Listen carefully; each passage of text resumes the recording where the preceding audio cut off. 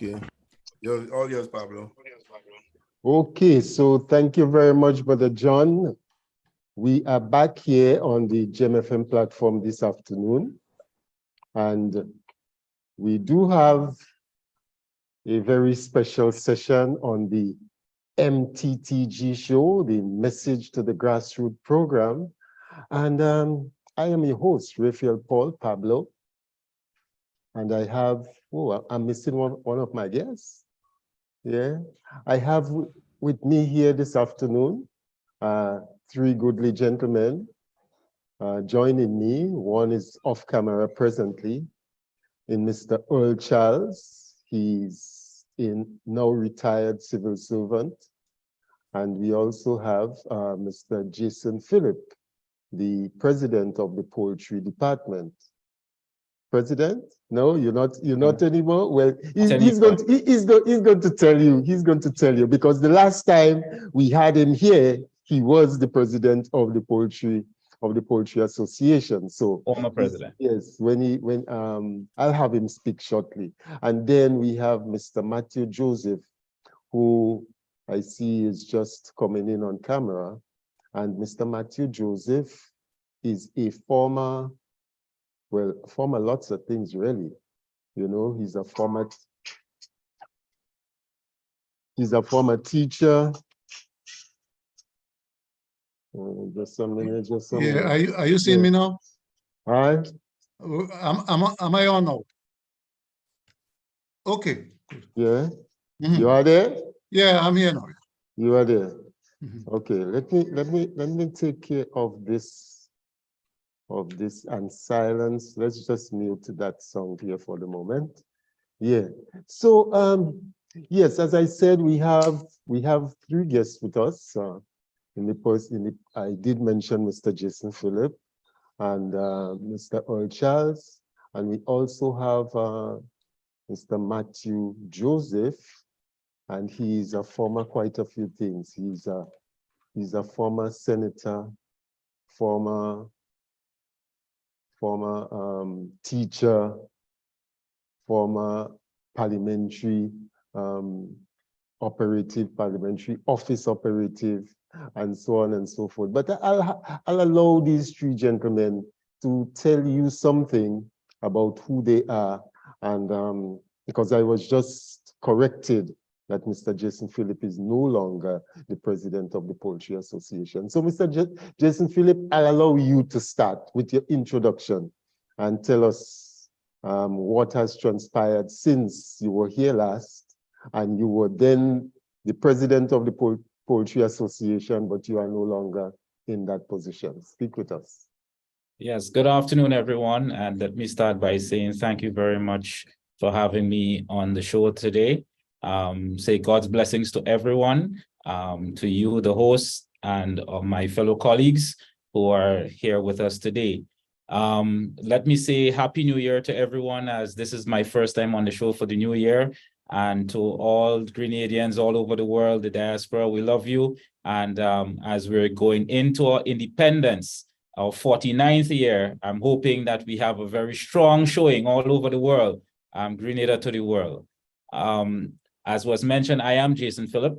I am now the former president of the Poultry Grenada Association, Poultry Association. I demitted office about a year and a half ago through an election process. I was requested to come back as president, but I declined the request, as I believe that the organization needs to build capacity. And so having one person in a leadership position too long is not my idea of being able to build capacity where leadership is concerned. So my support to the organization remains. I am still a poultry farmer. However, I am working behind the current group who are now in leadership with a new president, Ms. Carmen Mahadio, and my support for the association remains as strong as ever.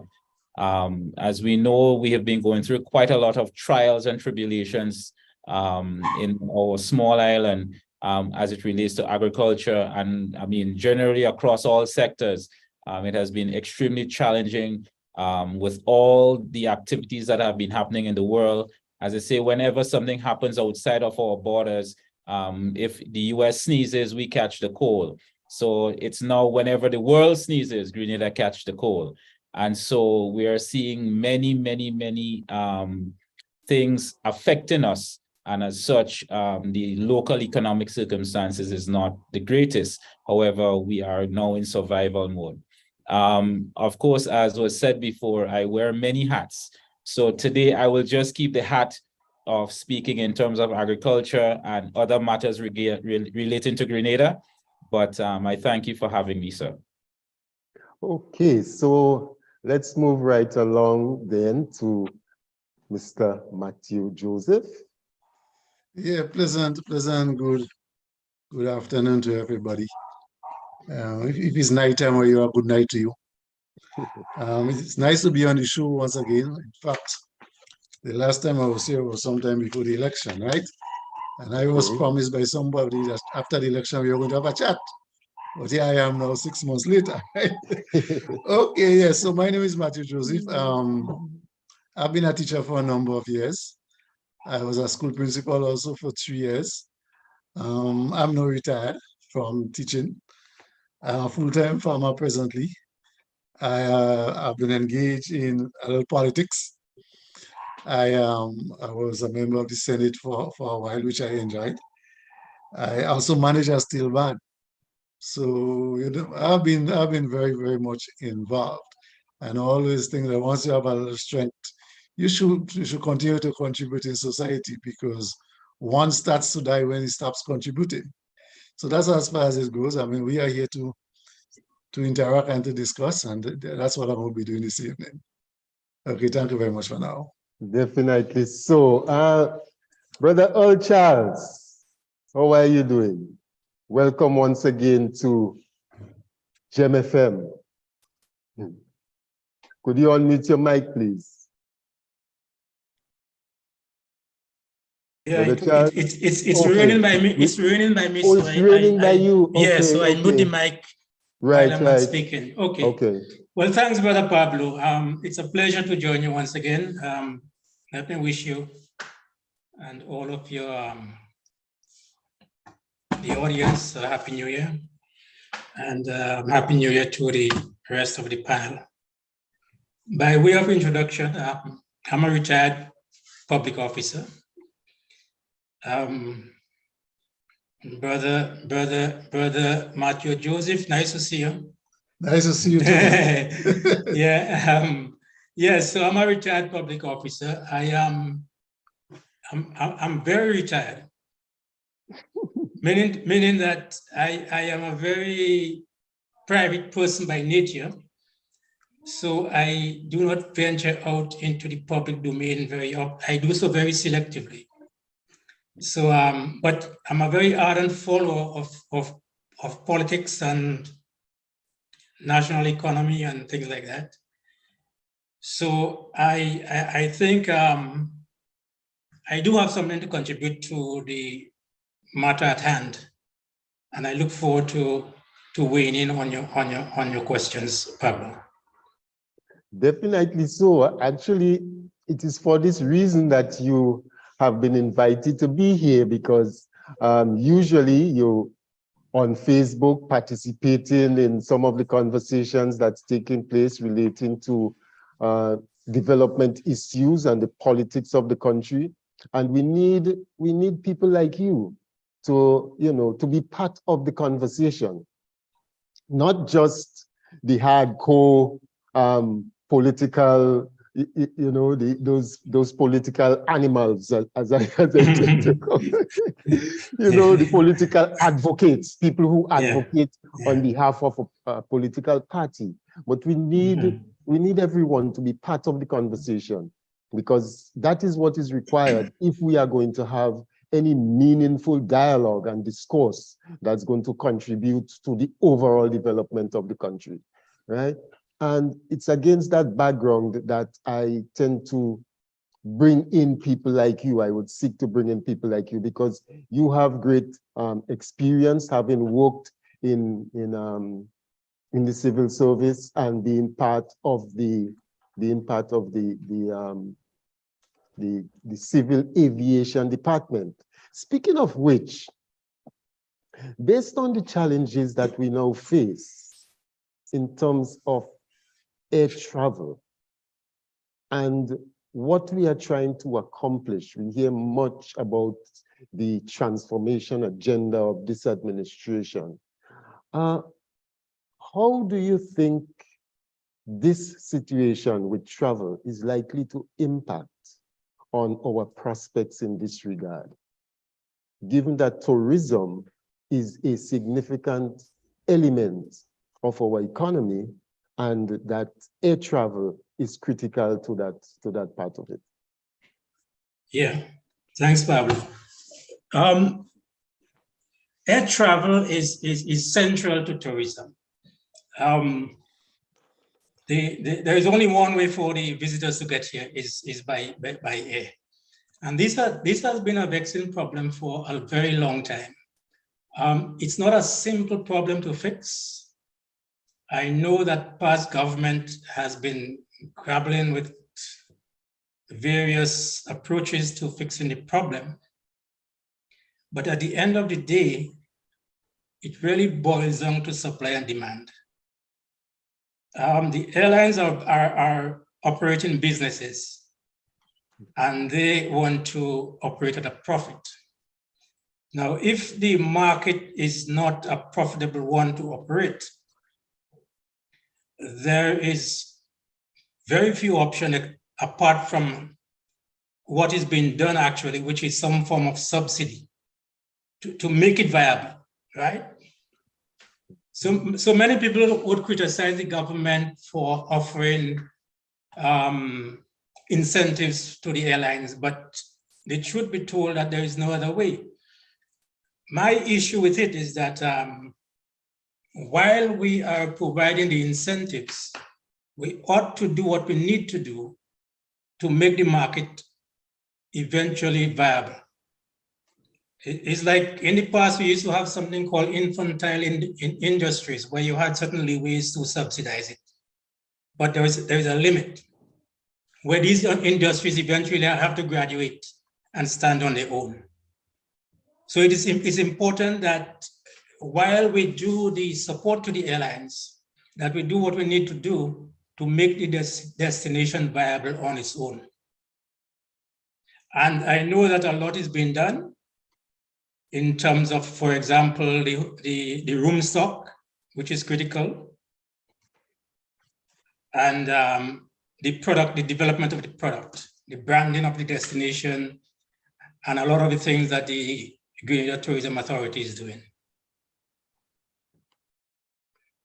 So essentially, I think the government is doing the right thing. I think I heard, 18 million or so is budgeted this year for air transport support. One thing I would say while I'm on this subject is that I don't believe enough is done to pay attention to the airlift for cargo.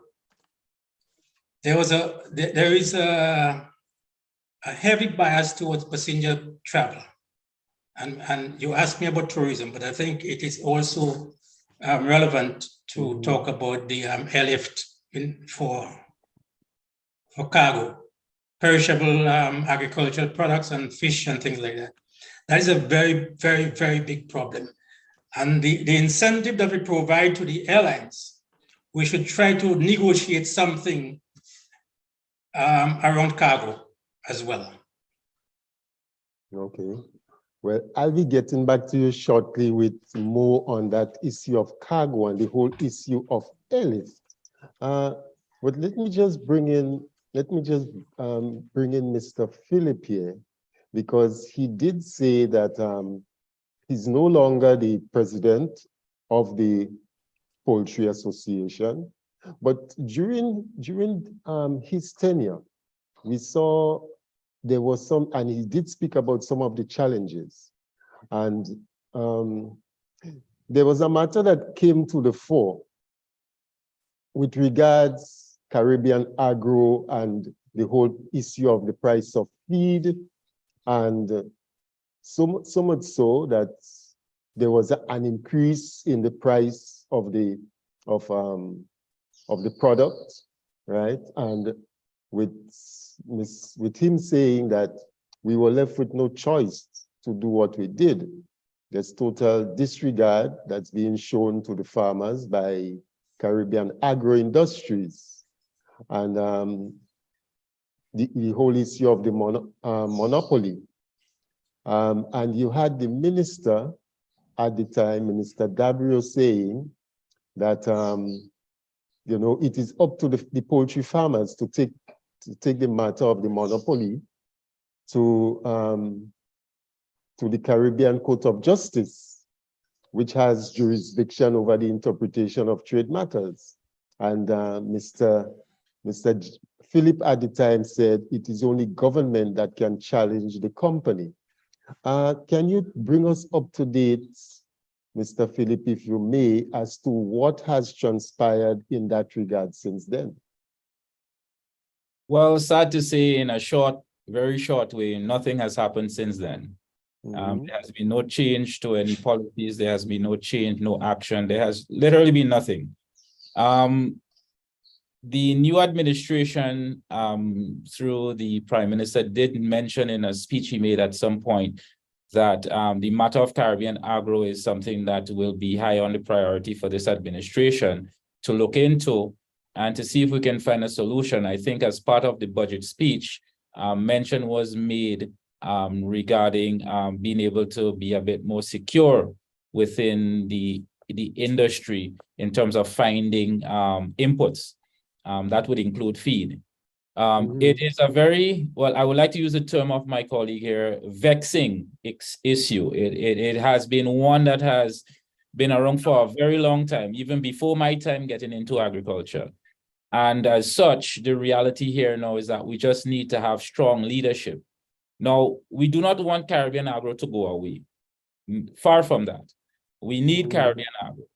However, what we must understand is that there are circumstances behind the shell of Caribbean Agro in the form of its parent company, ADM, which is a global, a conglomerate, a company that has its hands in agricultural field all over the world. And as such, though we're dealing with the face of Caribbean Agro being the local company, the parent company dictates what happens and what does not happen. And as one can appreciate, the revenues of ADM dwarfs the budget of Grenada. It dwarfs our budget. So when you really look in terms of what impact we can have when it comes to negotiations, really and truly, the revenues of of Caribbean Agro in Grenada is a drop in the bucket for the parent company. So we're starting off already where we're not really on a very strong footing with the parent company, whereby we neither here nor there. But as a means of showing good face, as a corporate body, they'd have no choice but to interface with us. I do believe that the government of Grenada has the ability through the laws regionally and the trade agreements. I think the revised Treaty of Chaguaramas, there's quite a lot in there that the government can use legally to put pressure on ADM to facilitate the needs that we have to grow not just the poultry sector, but all the livestock sector. We have to understand that this company has the ability to produce feed for cattle, ruminants, I mean, you name it.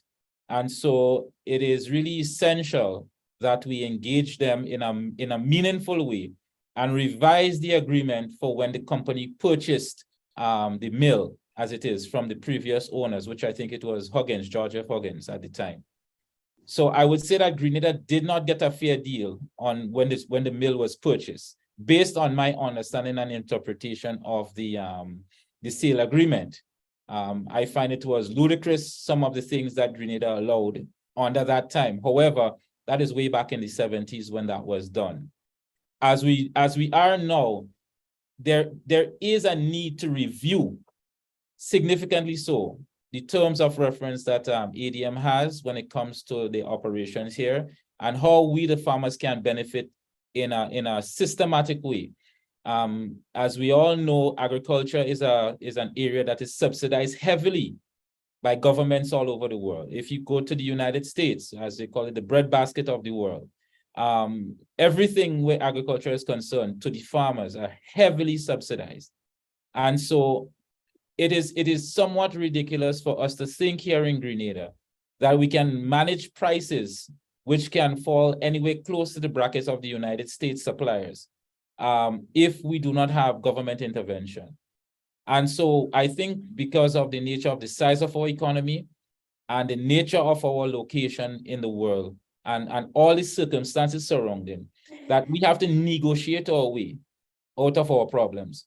We cannot demand, we cannot go kicking and screaming. We have to literally negotiate our way out. And I would like to quote the Prime Minister, our current Prime Minister, on a statement he made. We must be friends to all, enemies to none. And so it is important that we become creative as we find solutions to our problems. And I do believe that Caribbean Agro plays a pivotal role, but I do believe that we need to find our solutions and the prices should be able to go down. Whether it's through government intervention or whether it's through the company restructuring the way it does business, or if it means that we get competition. Maybe what we need is competition in the region because ADM does not just operate out of Grenada, they operate out of several Caribbean islands. They've been buying up mills throughout the region. So they're in a very strong position in terms of a monopolistic system. And they would say that they don't hold a monopoly over Grenada. They have said so. I think the current managing director or so would have said that they do not have a monopoly for feed in Grenada. However, they are protected under the revised Treaty of Chaguaramas. But again, government of Grenada needs to look at that closely. And there are other articles inside there that we do believe that Caribbean Agro is in breach of that would take them out of the coverage of the revised Treaty of Chaguaramas. And as such, if we really play ball and we take them out of there, there should be nothing really standing in our way to allow for the farmers to source feed in other places, thereby giving Caribbean Agro proper competition. So like I said, it's a matter of negotiating and keeping our heads on the ground, but I do believe that we can all do better if we employ better systems as to how we move forward. Before I let you go for now, can you tell us, I know that there was some moves to ensure that the local market has a particular quota. The local producers has a particular quota of the market. How, and there was some legislation in the making. What's the state of the situation with that? Right, so there was quite a lot of back and forth with the previous administration regarding that matter. The then Senator for Agriculture, Senator Roderick St. Clair, we did have a meeting. There was a meeting with several of the poultry farmers, several of the key players, importers, the retailers and wholesalers and so of poultry within the country. We all came together and there was a request for us to make recommendation as to how could we see the implementation of the then revised poultry policy and by extension a livestock policy for the country. Of course, we made our recommendation through the senator and we have not had any feedback. We did not get any feedback from the previous administration where that was concerned. We are now into the new administration and I have not had any direct interaction with the administration regarding what was formally done before. So everything where that is concerned was still stalemated on the basis of the actions taken by the last, with the last administration. However, according to the current budget, the 2023 budget, the new administration, as part of the strategic goals for the livestock sector within the country, they do have the implementation of the poultry policy and a livestock policy as a strategic priority for the Ministry of Agriculture. That's in the budget. There has been no budget allocation for poultry for this year. However, the implementation of the policy, I take it that this is something that will take center stage, and that is what they have allocated in terms of action to be taken. However, for the forecast for 2024 and 2025, the government of Grenada has forecasted that they have put some provisions in there. I think it's about 200,000 and 100,000. I think it's about $300,000 provision in terms of support to the poultry sector for 2024, 2025. What I can say is that after just perusing the budget for the Ministry of Agriculture, most of the current figures that has been proposed for the 2023 budget was increased for almost all the areas within the Ministry of Agriculture across the board for the 2023. And when you look at what is forecasted over the course of the next 2 years, there is an increase in terms of the budget allocation potentially for the Ministry of Agriculture. So what I think this budget has really brought across is that there seems to be the government is trying to stabilize the circumstances that are currently present, build capacity, because quite a lot of money is being put into staffing for the ministry and the manpower related aspects of the ministry. I do believe that they're also trying to instill confidence and bring hope to the farmers, because we have been taking blows for a very long time. And many farmers have fallen out of their trade, and many have gone into other aspects of work. And so by showing that you have increased the budget by almost $14 million to what was there in 2022, it does give a sense of confidence to farmers that there is an intent to see the agriculture move forward for the country.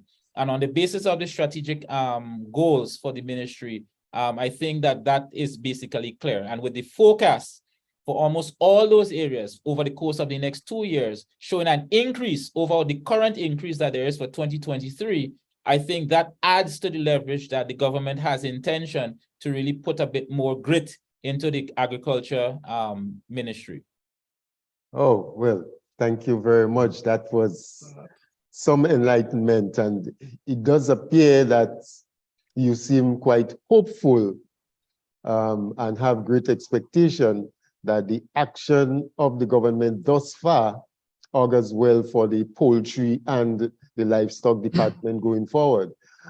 Moving on to former Senator, when you took your oath, former Senator Matthew Joseph, on the 27th of January 2021, you did say that you will add some value to the debates and add some color to the debate. I know when I told someone recently that you were going to come up to be coming on, the person said they responded with penny wise and pound foolish. That's because that statement stood out to them. What was the context of that statement, and how much do you think you would have accomplished your goal of bringing that kind of value to the conversation at that level? Yeah, you know, Pablo, everything has a context, right? And when I got into Parliament, then that was part of the whole context issue. Penny wise and pound foolish. I was just looking at the government's behavior. And what we are seeing is that, for example, the government said the teachers had a strike. As a result, I'm not going to pay. I said, come on, look at the repercussion. That whole issue of not paying the teachers, docking the salary, what it did is that it just threw the whole education system into chaos. My grandchild, for example, my granddaughter, she went to school, and for 3 years she had there was no possibility of her taking part in any sporting activity, and that is because of the dock salary. And it was like you have a stone in your shoe, and it's very simple. All you do, you take this shoe off, you knock the stone out, and you move on.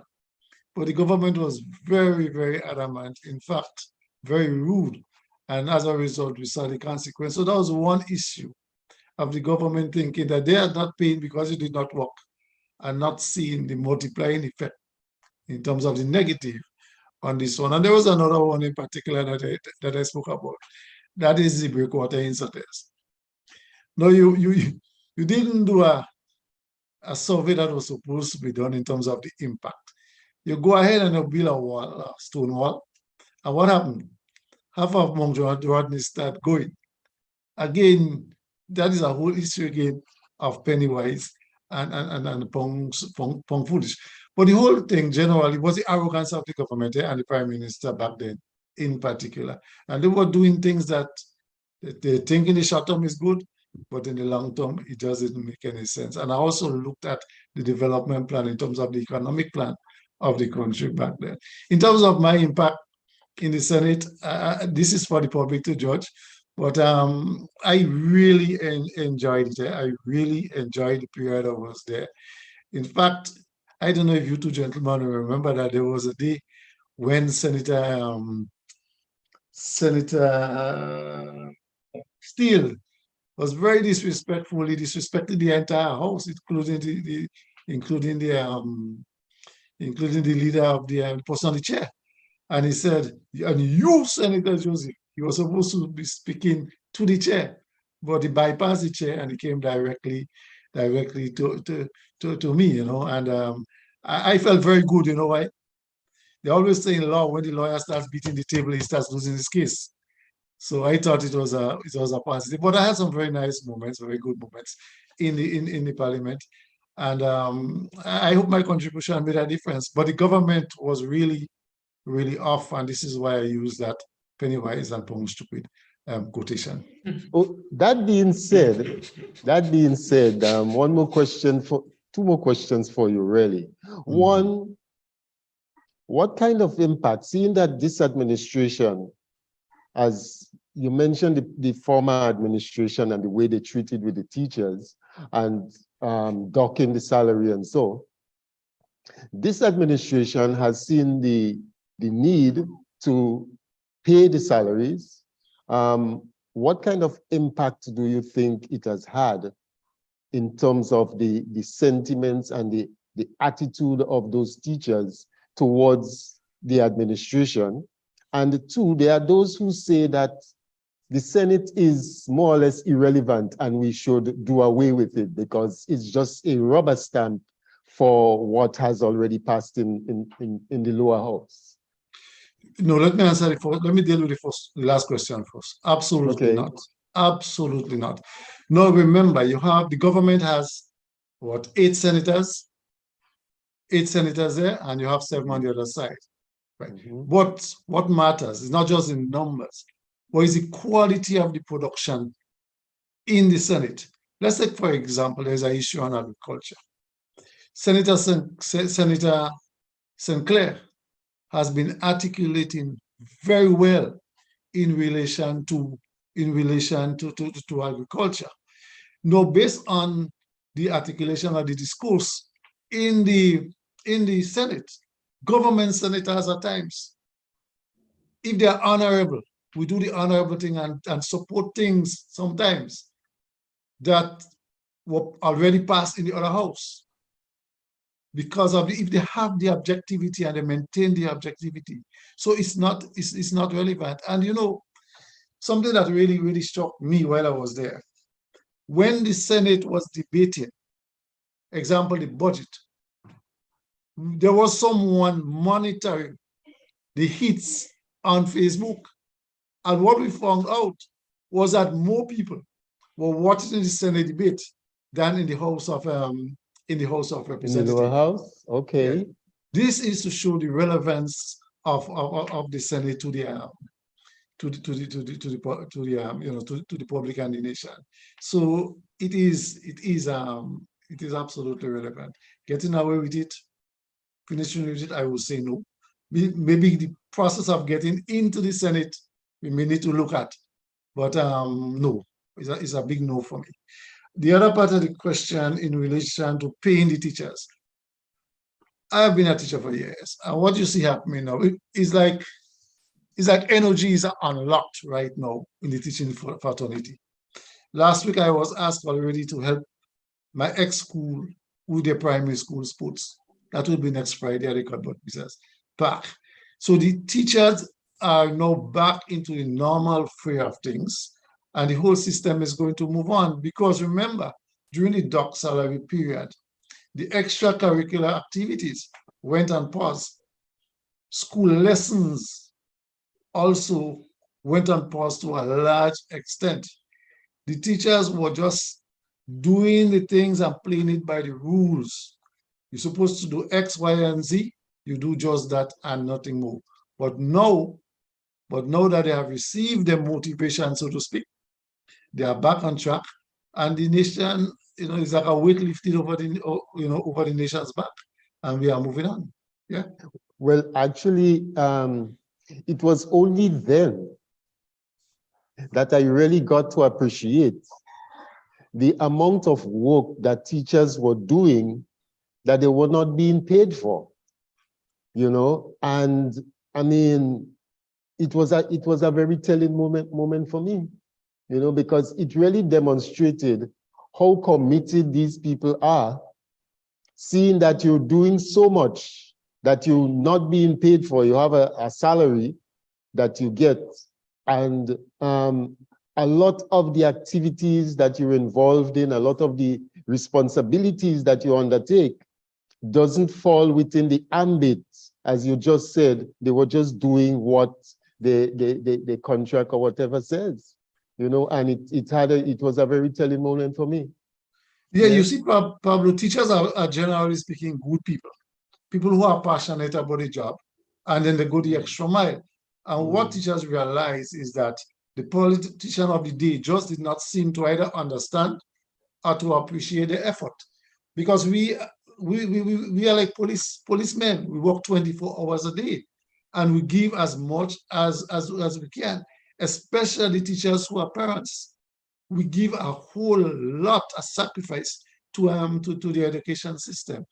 And because you have an issue where you decide to remain home for a couple of days so that the issue can be resolved, the government of the day compounded the issue by a irrational decision. Okay. And that really hurt the nation. Yeah, it did. Definitely it did. Mr. Charles, you said a while ago in speaking about the civil aviation issue and the significance of it to not just tourism, but to the economy as a whole. We know that as a collective, I'm speaking regionally now, because it's not just a Grenada situation. We know that as a collective, we tend to accomplish much more than we would otherwise. Because, for example, if each of the OECS countries, islands, had their own currency, we would all be in a terrible state right now. The fact that we have the EC dollar, that has helped to maintain a great level of stability in terms of the exchange rate and so.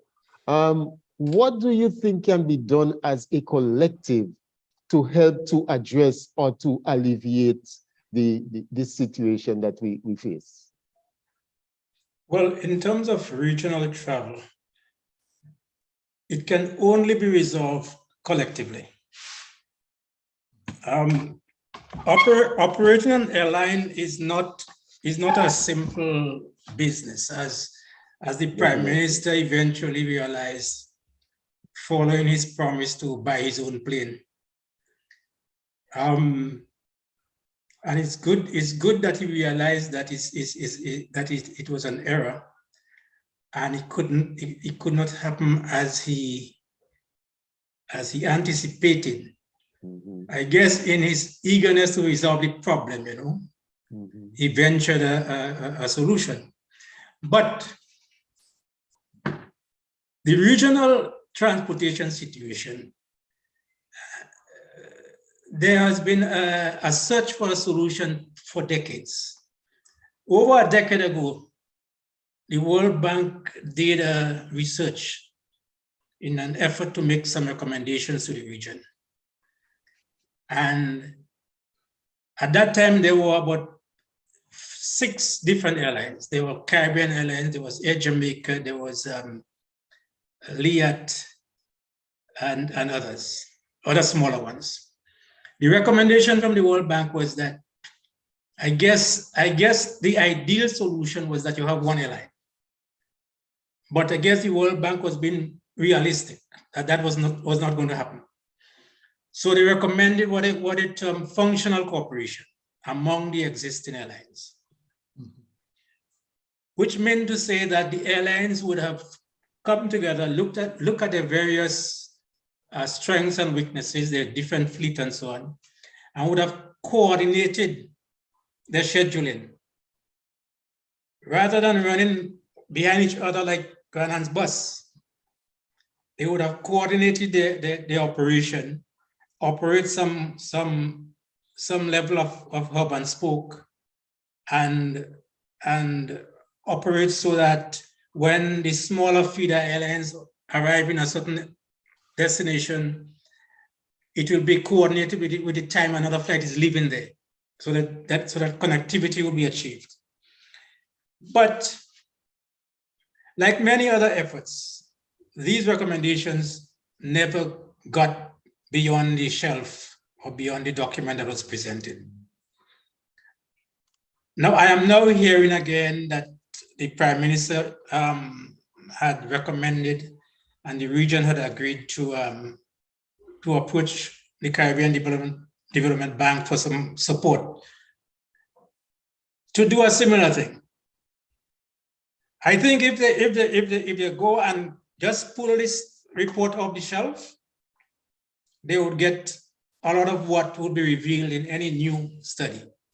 The OECS as well did some studies in terms of finding a solution for the sub-regional travel. And they recognized that there were a number of problems in terms of the demand for travel within the OECS. And one of the things was pricing is always an issue. And we all know that containing the price is the whole question of the charges.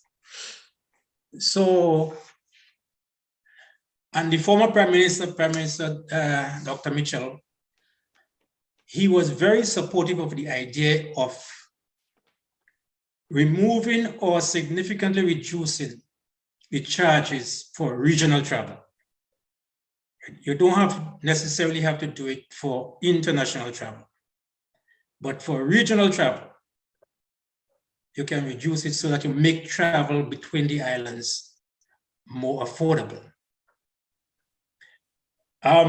We spoke about the incentives given to international travel, right? In the millions every year. Mm-hmm. Millions of US, millions of pounds. Nothing is given to Liat or any of the regional carriers. I think that should change, really. So these are some of the issues that will be addressed. But as I say, all of the studies have been done. The recommendations are there. The recommendations would not change because the conditions are basically the same. The problems are the same, right? And the other issue, I believe, is the involvement of the politicians in the operation of the airlines. When a Caribbean government provides some support to Liat, there are strings attached to it. So if Grenada contributed $4 million, they say, okay, well, I want 3 flights a day at X time, Y time, right? That request is just based on Grenada's requirement. But remember, when the aircraft leaves Grenada, or when it's coming to Grenada, it can't come empty just so that he arrives here when you want it to leave here. He has to, every leg of the airline have to be a certain minimum capacity. It has to be well coordinated. Well coordinated, True. you know.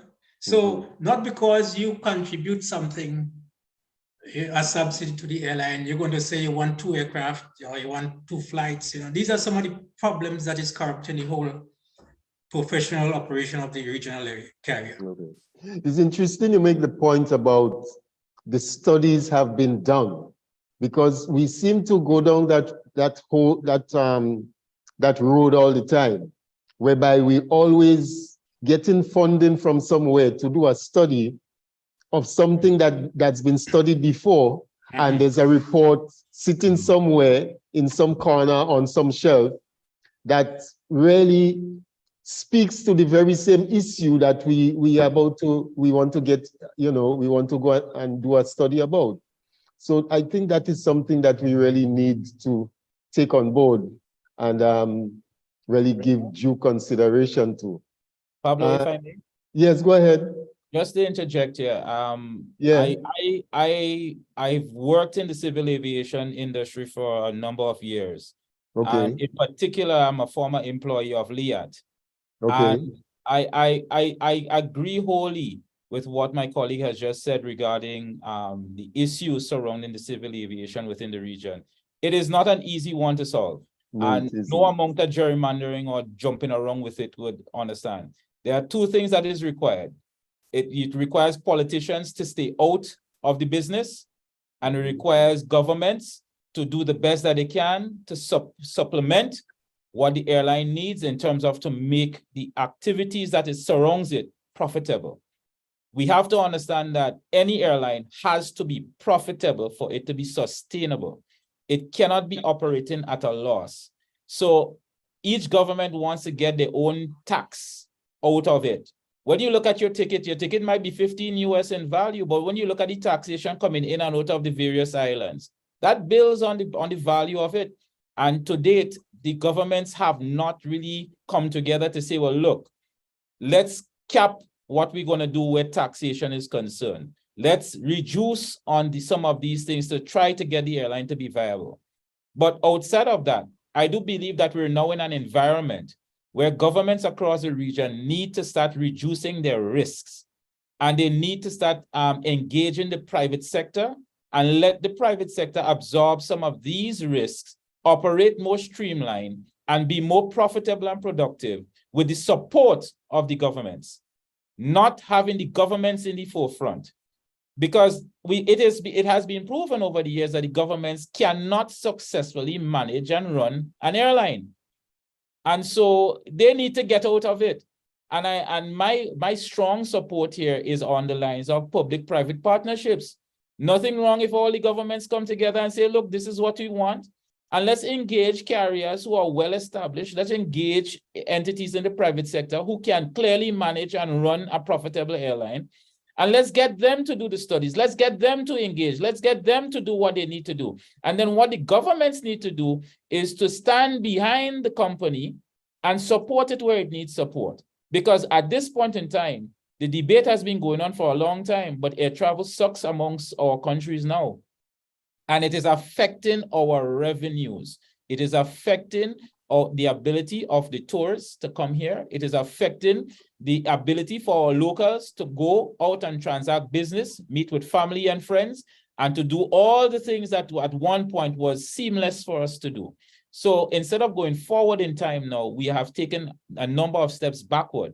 And I do believe the governments need to shake off their pride a little bit, because a lot of this has to do with pride. Pride of country, pride of self, and pride to say, I did this and I did that. And let us now employ a system where we can engage the private sector and let the private sector take that risk on. The governments don't need that headache. They can't pay most of their bills anyway. So without engaging on loans and all of this, so why keep going down that rabbit hole? I just find it sad. We see some of the large airlines like Air Jamaica fold, right, in the region.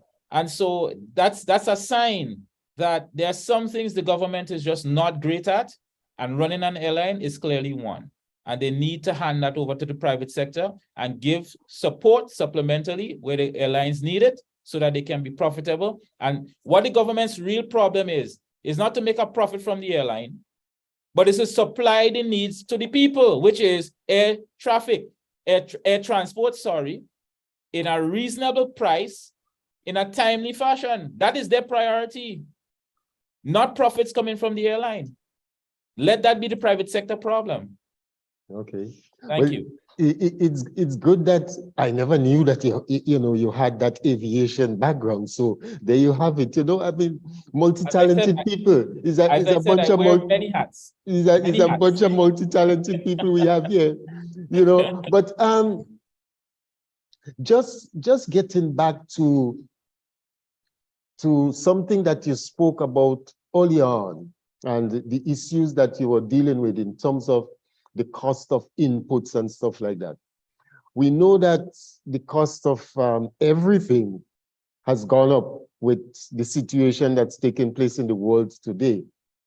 How has that really impacted on, given that you had the situation with the rise of in the cost of feed from Caribbean Agro and now you have that general rise in the cost of everything. Has there been any additional negative impact for the poultry industry and for livestock farmers in general? Well, let me just simply say that let us cast our eyes back to 2008. The world has been going through ripples and shocks and economic issues since 2008, and it has literally been within almost every annual budgetary cycle. There's something that has come up from then till now. So you can say roughly that we've been going through the past almost 15 years of non-stop global economic activities that have really impacted upon the development of all of our small developing island nations. Now, in most recent time as we speak, we have to look at the reality that there has not been any continuous support to agriculture. Therefore, if we kick the clock back, we'll realize that if we've been going through all these negative circumstances and there was not any major support, then we've been compounding the problems that farmers have been going through.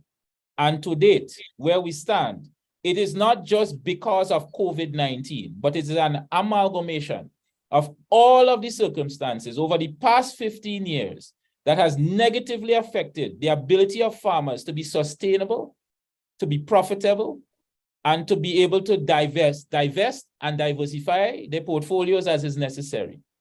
So we have been bombarded left, right, and center with no subsidies, nothing of any substantial amount to see agriculture significantly grow and move forward.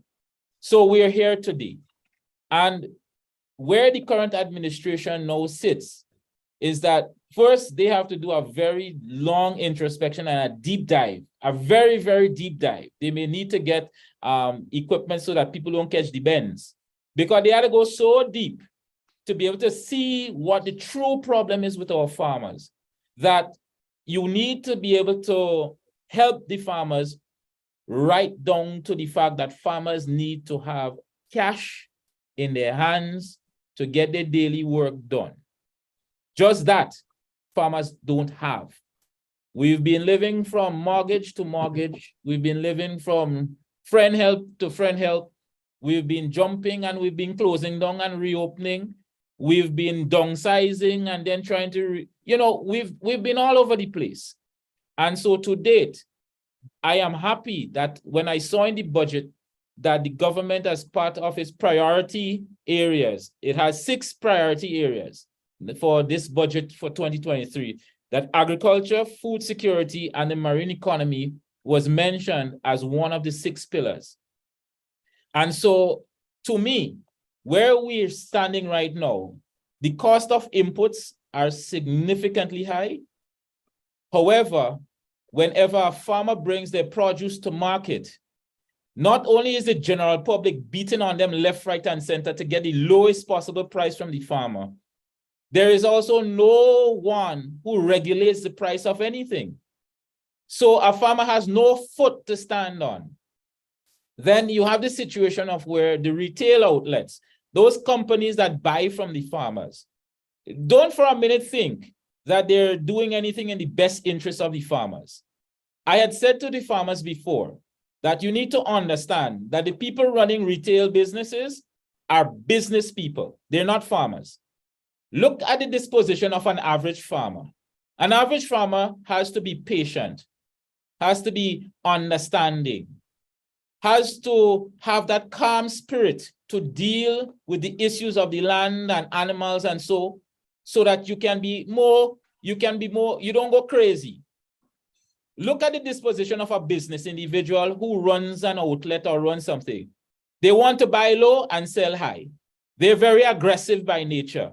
They're very demanding, and they would stop at nothing to ensure that they get what they want. When you put those two together without a mediator to seek the interests of the farmer, what do you think happens every time?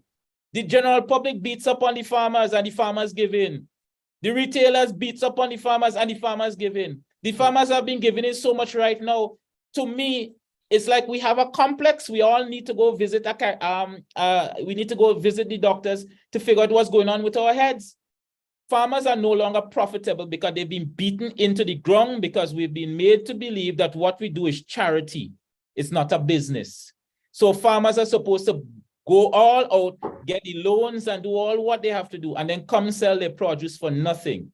We look at market prices for everything, and that means nothing to the general public. It means nothing to most people out there. All they want to know is they have a figure in their mind, and that's what they're supposed to get for it. Currently, I had a discussion recently with someone who was in a supermarket purchasing some eggs. And the first thing the individual said was that, whoa, the eggs expensive, $12 for a dozen eggs in Grenada. That must be crazy. I asked, do you know how much a dozen eggs is costing right now in New York City?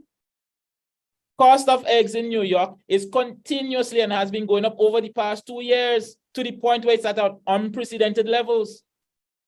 So we're here in Grenada expecting our farmers to work miracle and offer prices like what you will see in the supermarkets in the United States. And then when you come here in Grenada, go see where a farmer lives. Go see how they're operating. Go see who is doing all the work, whether they can pay their staff or not. It is ridiculous to think that we are going to be sustainable where agriculture is concerned if the culture surrounding agriculture does not change, if the expectation by the general public does not change, and if the reality of what is happening globally does not take stock. Because farmers locally, we depend on everything external to make a dollar. We do not get hoses here. There's no one manufacturing hoses. There's no one manufacturing feeds, waterers, drinkers. There's no one making cables and fencing. We do not have any of these things being manufactured here in Grenada. We do not have the raw materials to manufacture any of these things. So it means, therefore, that everything a farmer needs, fertilizer and oil, everything comes through the port. That's the first cost that makes us understand that because it has to be placed on a boat to come to Grenada, we cannot be competitive with the international market when it comes to certain things. So we have to now start looking at our quality. Can we improve and offer better quality than what you can get internationally to demand a better price? Can our locals afford the quality that we even produce here? Sometimes we do not appreciate the fact that we're producing extremely high quality in Grenada and that we still want to get it for no price at all. And so I'm saying that there's a lot of discussion that has to happen, but the reality here is that through the government's intention to make agriculture a priority area, we do hope that the resources will be pumped in, not just to fix some of the issues, but also to help sensitize and make awareness as to what the reality surrounding local agriculture in context of how international affairs affect us here locally. Because we cannot be living in the dark ages anymore. Electricity cannot come to Grenada if the diesel ain't come on the boat. So forget about power and all the internet and all of that. Just let that ship don't come and offload the diesel. So when the price of diesel goes up, what happens? The cost of electricity goes up. And therefore the cost of the internet goes up. So the reality here is that if diesel going up for the electricity, what do you think happening to the farmers? How are they transporting their goods? How do they move about the country? The minute time diesel price goes up, all farmers across the board, they have to transport their imports from the port to their farm. The cost per gallon went up. What's going to happen to the cost of the product? It's supposed to remain the same.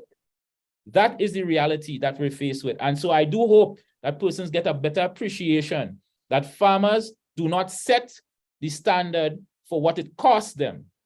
So therefore, they have to adjust just as everything else is happening on the market so that they can remain profitable and remain in business.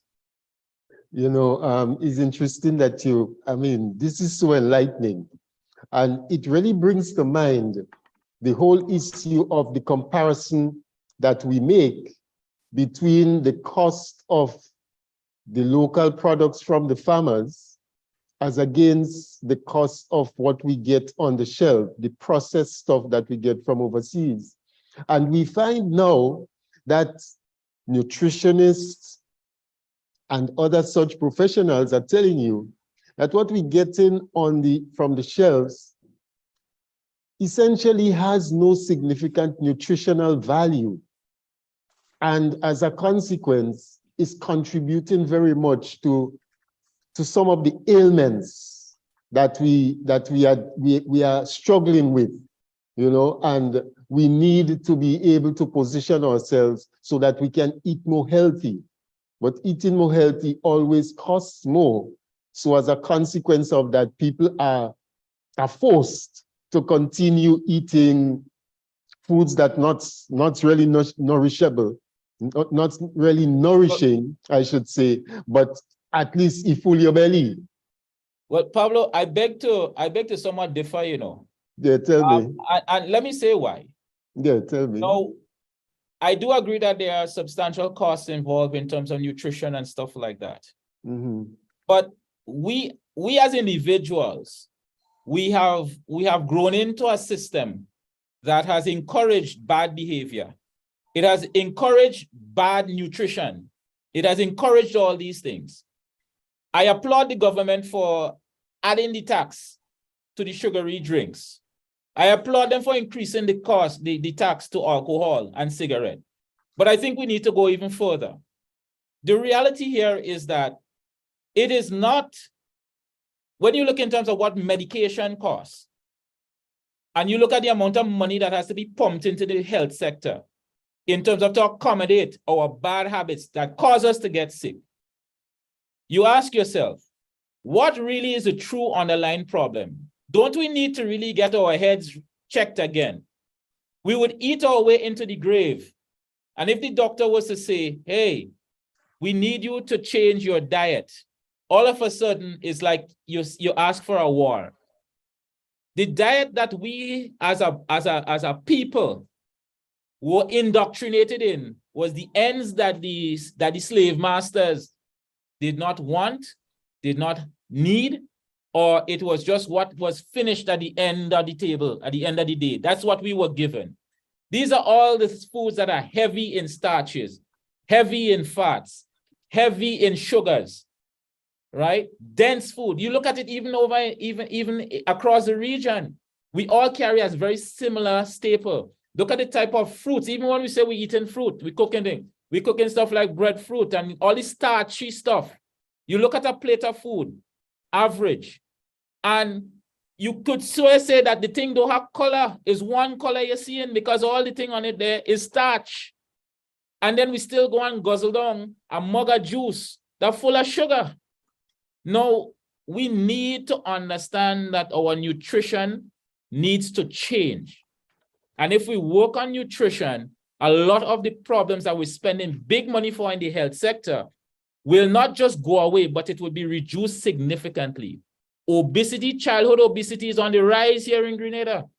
It is crazy to see a child that is 5 years old, almost 200% their body weight. So we're saying now that instead of trying to spend more at the doctor, spend more on the plate now.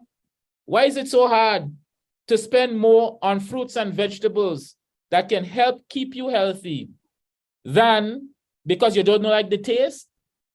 Well, then go on YouTube, find new menus. And this thing is, you know, we have to look at technology. Go online, and instead of looking at movies and looking at who's saying what, educate yourself on new menus. There's new things all over the world. Make the food more palatable, but invest a bit more in healthier choices so that you don't spend the money by the doctor. And then you would not say that food is expensive. I get your point. Point well taken. It means that we are in for, we need to have a refocusing and an education drive that is going to help people to appreciate the fact that the money that you spend on the food upfront is going to save a lot in the back.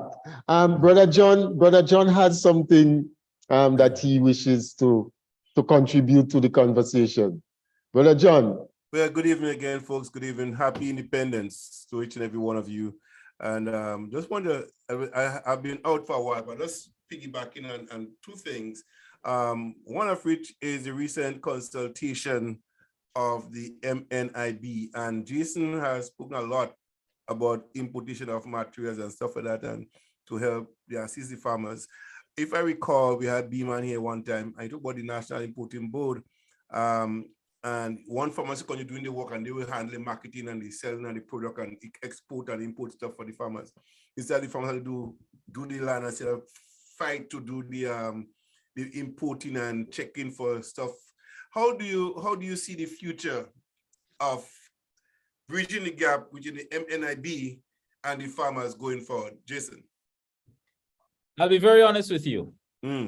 We do have a need for the Marketing National and Importing Board. I do believe that they are important to the development of the agricultural sector. But I do believe that the vision for MNIB has been lost. Yes, I believe that when it was originally set up, it was set up for the right spirit, the right purpose. But even though that purpose may not match 100% to date, but MNIB should have been going through the process of evolution over the years so that it would have remained relevant to today's circumstances. I do believe that Marketing National and Importing Board needs to, outside of being more aggressive in terms of finding markets that is relevant to the types of products that are being produced in Grenada, but I believe they need to become a key, and that's just my humble opinion, they need to become a key agro-processor inside of Grenada. MNIB needs to ensure that Grenada does not just export all its raw materials in the simplest form, because the reality is that we would only gain when we have value added to our products. If you were to look at the African nations who produce cocoa, they recently told the Europeans, the Swiss, that, hey, it is our intention in the near future that we're no longer going to be exporting our raw materials to you. We want to invite your companies to come to our country and set up shop, process our raw materials, and we are happy to export the product to you. Train our people, let the benefits stay with us. And that came as a shock to the European nations. Likewise, we need to understand that we have raw materials, and for us to truly benefit, it would require for Marketing Board and its function to evolve to that level of thinking and operation. And so when you look at what we require here is that farmers need to be able to focus on production. A farmer should not have to worry about marketing and branding and all these sorts of stuff. These are the areas that Marketing Board can also spearhead to create a national brand, if you want to call that have a global influence. And so we look at having a very strong presence in the international market under one strong brand. But for that to happen, it requires very strong leadership. It requires a government who understands that this requires quite a lot of investment, and it requires specialists to go out there and source what we need. And we need to also do case studies, because there are a lot of other countries, even within Africa, who are faced with the same challenges as we are. And we don't need to reinvent the wheel for everything. We can actually piggyback and learn. And so I do believe that there's a broad area Marketing Board can fill. I believe it can interface in several ways, not just in agriculture, but it can also work along through tourism and so to make our products more relevant to the international market and so. But that is the role Marketing Board has to be. Marketing Board has to be that pivotal point. It has to be that institution that can pull the wider market together to make it relevant for our farmers. And all our farmers need to hear from Marketing Board is that I need you to produce X during period X and Y. I need to get this volume, and that's all they need to know. How much and when they need to have it produced so that they can keep in a productive cycle. The rest, Marketing Board should be spearheading. But before you tell a farmer you want to take from them, you must be able to outline to them where the product is going and how sustainable it is. Because as a farmer myself, my investment in my farm is not for 5 years or 2 years. My investment is for the rest of my life. And so it is my hope that if my farm is to remain viable over the course of God, hoping the next 30, 40, 50 years, then that level of investment requires you to convince me that you are also viable for the long haul, and that what you will be using the products that I produce in will be sustainable and may possibly be gone global. Right. So there are many steps I think that Marketing Board can take as interim steps to get to the bigger picture, engaging the diaspora, engaging friendly governments, engaging other nations that we've never engaged at all, to be able to move baby steps forward. But we need to start going forward with that, with Marketing Board. How important do you think it would be for, given what you just said about farmers, for there to be a farmers union, a farmer body that could help negotiate with Marketing Board? You say every farmer going to Marketing Board, you have a farmers union. Would that be something that would be effective for the long run for the farmers? Well, I would tell you this. We have grown within a system where segregation has been the order of the day. The agricultural sector as a whole, let me say the agriculture in Grenada as a whole has grown to be fragmented. So nutmeg people for themselves, cocoa people for themselves, poultry for themselves, everybody for themselves, everybody trying to do a thing. And so the first challenge we have is in how do we break that norm, that culture of segregation to come together? Because I can tell you, even within groups, you have segregation even inside of those groups, and people not willing to work with people and all of that. So we have a cultural issue that we have to overcome. But I do believe that if all farmers were to come together and understand that we have a national farmers agenda, and everyone gets the opportunity to air their views and to say where they would like to see it go, I am fully supportive that something along that line can be very beneficial to the individual farmers, because we all have common issues. We all have common solutions that can come for those issues. And there's no point in going one-one. The government does not see farmers as one. They see us as individuals, and we are a problem to deal with. Right. So when it comes to everything, they don't want to deal with us because we're all scattered. Guys, the reason why I ask that, because back in the revolutionary period, there was a productive farmers union that galvanized all the farmers in Grenada, and they have one central body that negotiate and do things on their behalf with MNIB. Now that no longer exists. So that become one of the stalemates in really getting the farmers and the Marketing Board to be responsible sort of for them and to them. My next question is generally for everybody here. How important it is, I'm going to mention the airline, and let me do the airline thing first, because you make mention of it. I'll go back to you on that. I had a conversation with a gentleman and a travel agent one time in this country, Canada here, and I was going to go do a visit to India, and I found out that a seat on Air Canada was $50. Right? And then when we go to the travel agency to go to Grenada, the ticket is $1,900. So I heard you make some mention of some prices and government getting involved in it. And I'm thinking like, because when I first saw that, I think, so why am I paying so much money to go to Grenada? So like, he will give you $300 tickets to sell, or 250 tickets to sell. He give another agency 100 tickets to sell, and everyone have the prices. So I started shopping around and find that I got a ticket to Grenada and have $1,900 for $500. You know, so why is it that the base ticket is $50, but we have not paying $1,900, $2,000 coming Grenada for Christmas, or the same ticket? How do you justify a $50 ticket in a $2,000? So, is it demand oversupply or what? Well, from my experience within the industry, I worked in reservation at Liat, and at the time, Liat handled all of the major carriers. So British Airways, Virgin Atlantic, all of those major carriers.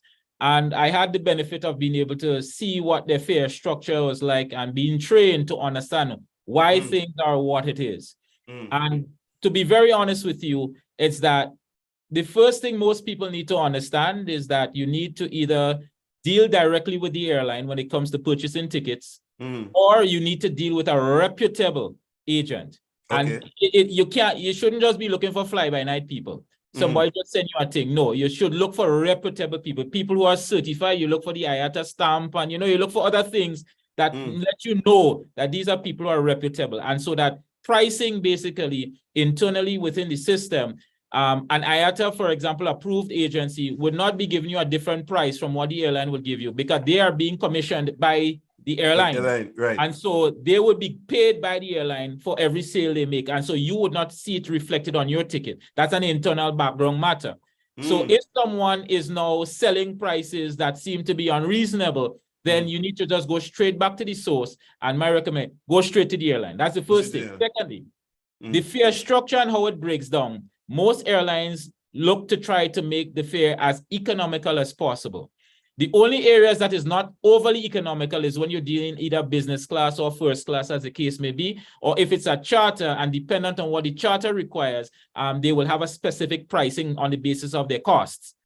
But when you look into the fare system, what you see with all those extra little codes, because when you buy a ticket, you see fare price, and then you see a whole host of codes.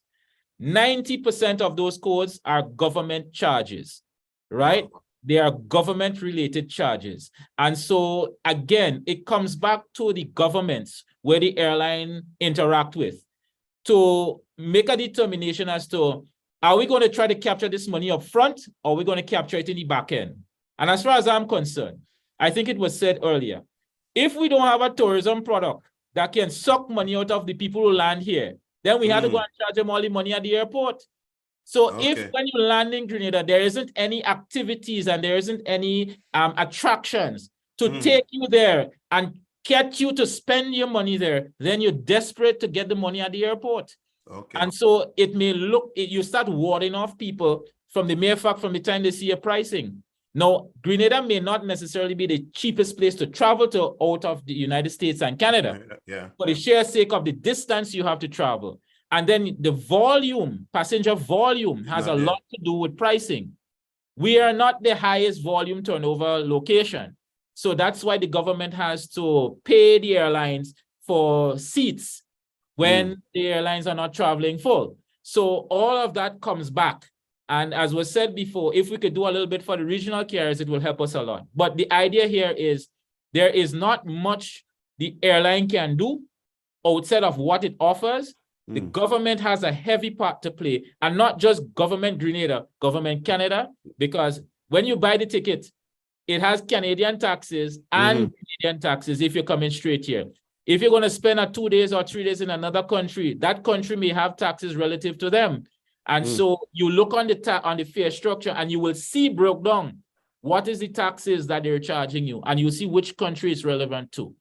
So it's important for those negotiations to happen. But internally here at Grenada, we need to make our product as a country and as a nation more attractive. We need to have more things that people could come and spend their money legitimately so that it incentivizes the government not to have to tax you to death at the airport to come in and to leave. All right. One more question, two more questions. The next one is with the airline, not BW, but Caribbean Airlines. It's been in business for a long time. Why is it that they're surviving, whether merely or not, and Liat are not surviving? Why is that? What is it? Is Liat a management problem, or is it really a governmental problem? You're looking for me to get big stone. You're looking for me to get boss head. Pablo, blame Pablo. Well, this is again, it comes back from a number of issues. But ultimately speaking, I believe that the reason why Caribbean Airlines currently is as successful as they are is because it's only one government that is involved.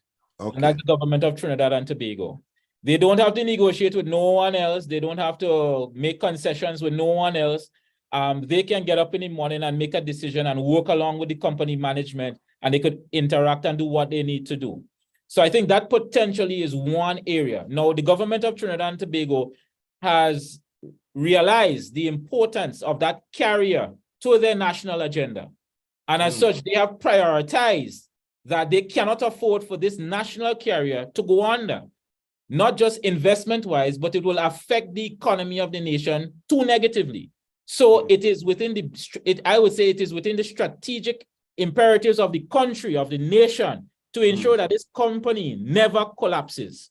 And so the government has the back of the airline. And that's what we're saying.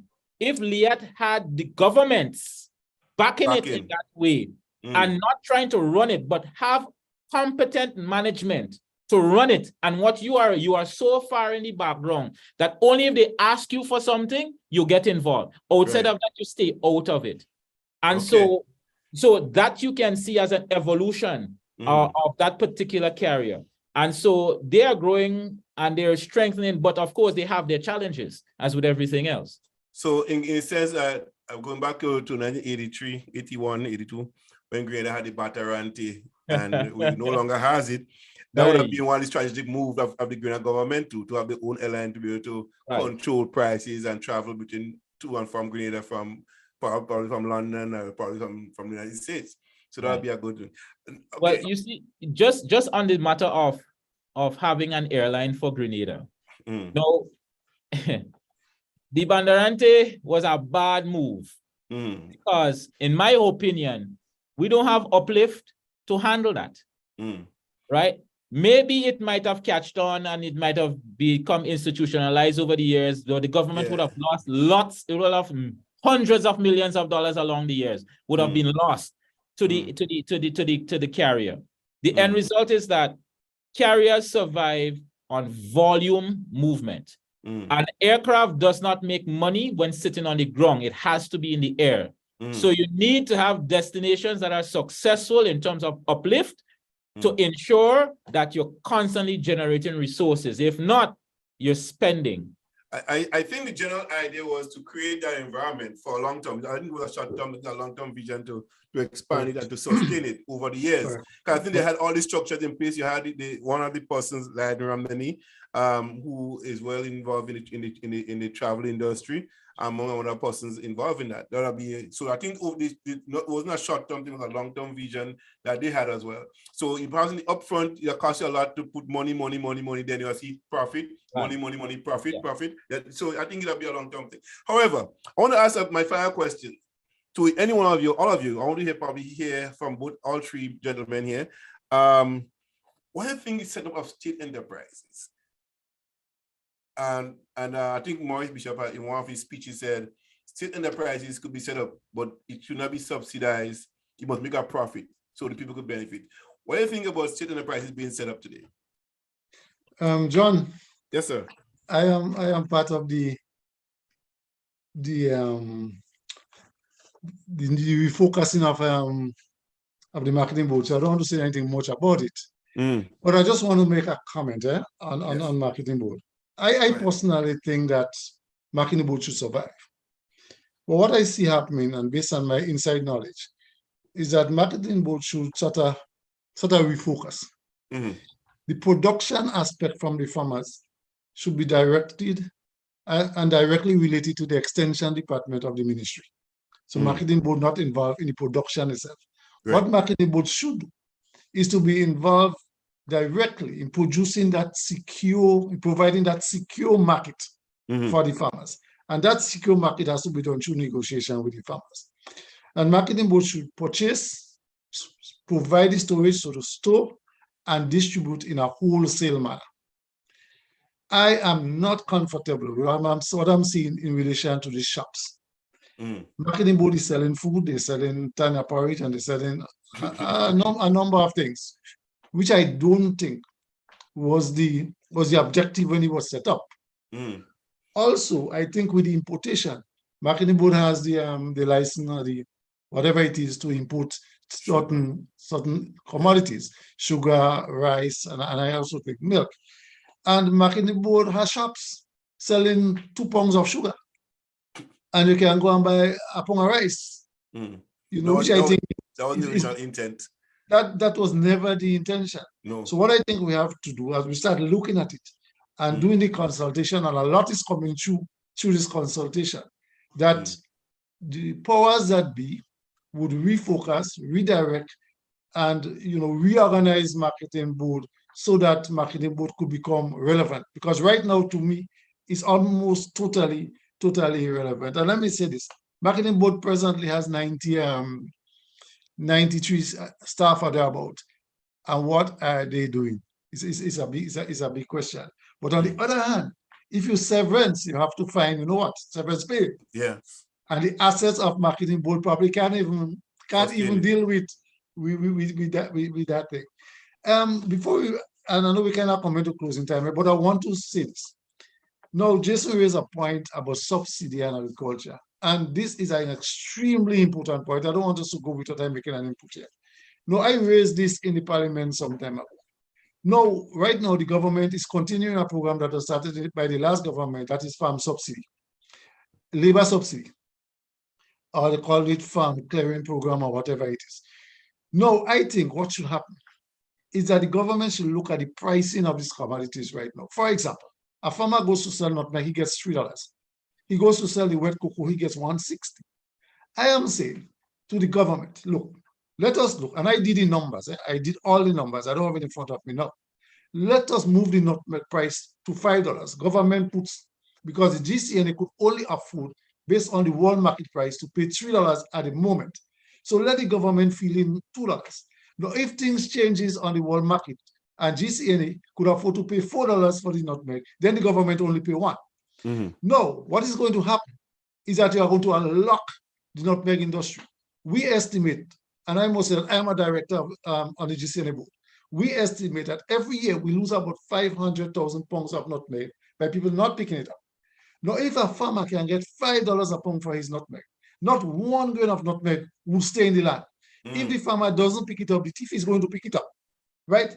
And that nutmeg is also going to get into the system. I'm not condoning pre-larceny. Every nutmeg tree will be cleaned because now the farmer has his $3. He could invest $1 back into the farm and probably could even save $1. So he will create and generate employment. No, in addition to that, there are spill-off effects of that, because now the farmer has money. He could even diversify a little bit into other crops. So I really would like, and the same thing with the cocoa. The cocoa right now is $1.60 a pound wet. If the government puts only 40 cents, it moves up to $2, but moving it to $2, it appears that it moves much more than 40 cents because $2 sounds a lot. And the psychological effect it's going to have on the whole industry, it is going to be mind-blowing. The question of bonus, I'm not even going there. But once the farmer get that $5, that $5 up front, look, I will sell 100 pounds on Tuesday. Now I get $3. Just imagine I sold that 100 pounds and I got $500. Then right away, I could just start cleaning up the place. And one of the positive of that approach is this. With the farm assistance program, the farmer can now independently work his land. So the government is going to make a savings because now he is not going to be having this farm assistance program. So the 2 million that is allocated or whatever in the budget, they will have that. So the subsidy might sound big, well, $3, but you're already spending a certain amount in subsidizing labor. Right. And John, in addition to the subsidizing of the labor, the production with the labor subsidizing is poor. And I rate it as 30% production because the guys who go to work, they don't want to work. As a matter of fact, some of them don't even know which trees are plants to cut and not to cut. They cut orange, they cut soursop, they cut anything that they find look as bush, they just cut it down. So I think the new government need to take a look at it seriously. And it's not that not giving farmers free money. Look at the numbers, look at the impact, and then look at how we're going to benefit the nation. 500,000 pounds of nutmeg going into the Nutmeg Association and being part of the export at $10,000 US a ton. There is some money to be made, but that nutmeg is just there. So this is something I think the government need to take a second look at. I know some people, when they hear subsidy, they start to backtrack, but it's not just subsidy, it's more than that. I want to just touch on one thing here, John. Sorry for that, but It's okay. Go ahead. all made a point about the subsidizing of the airlines, the empty seats. I think the new government should start a roadmap to eliminate that, because it is not a straight line. If you have the product, as Jason rightly said, that is right, then we will have the volume. And the volume is all determined the empty seats or the field seats. But people must come here to see something. A lady from Barbados said to me one time, she's living here in Grenada, and she said she has never seen that.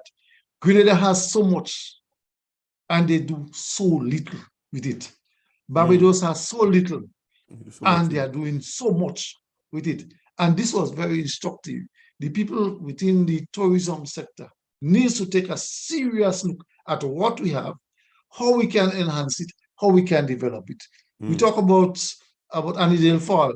When you come from Canada and you see a waterfall and you go and you take a look at Annandale Fall, we can't compare them. No. Everyone is unique.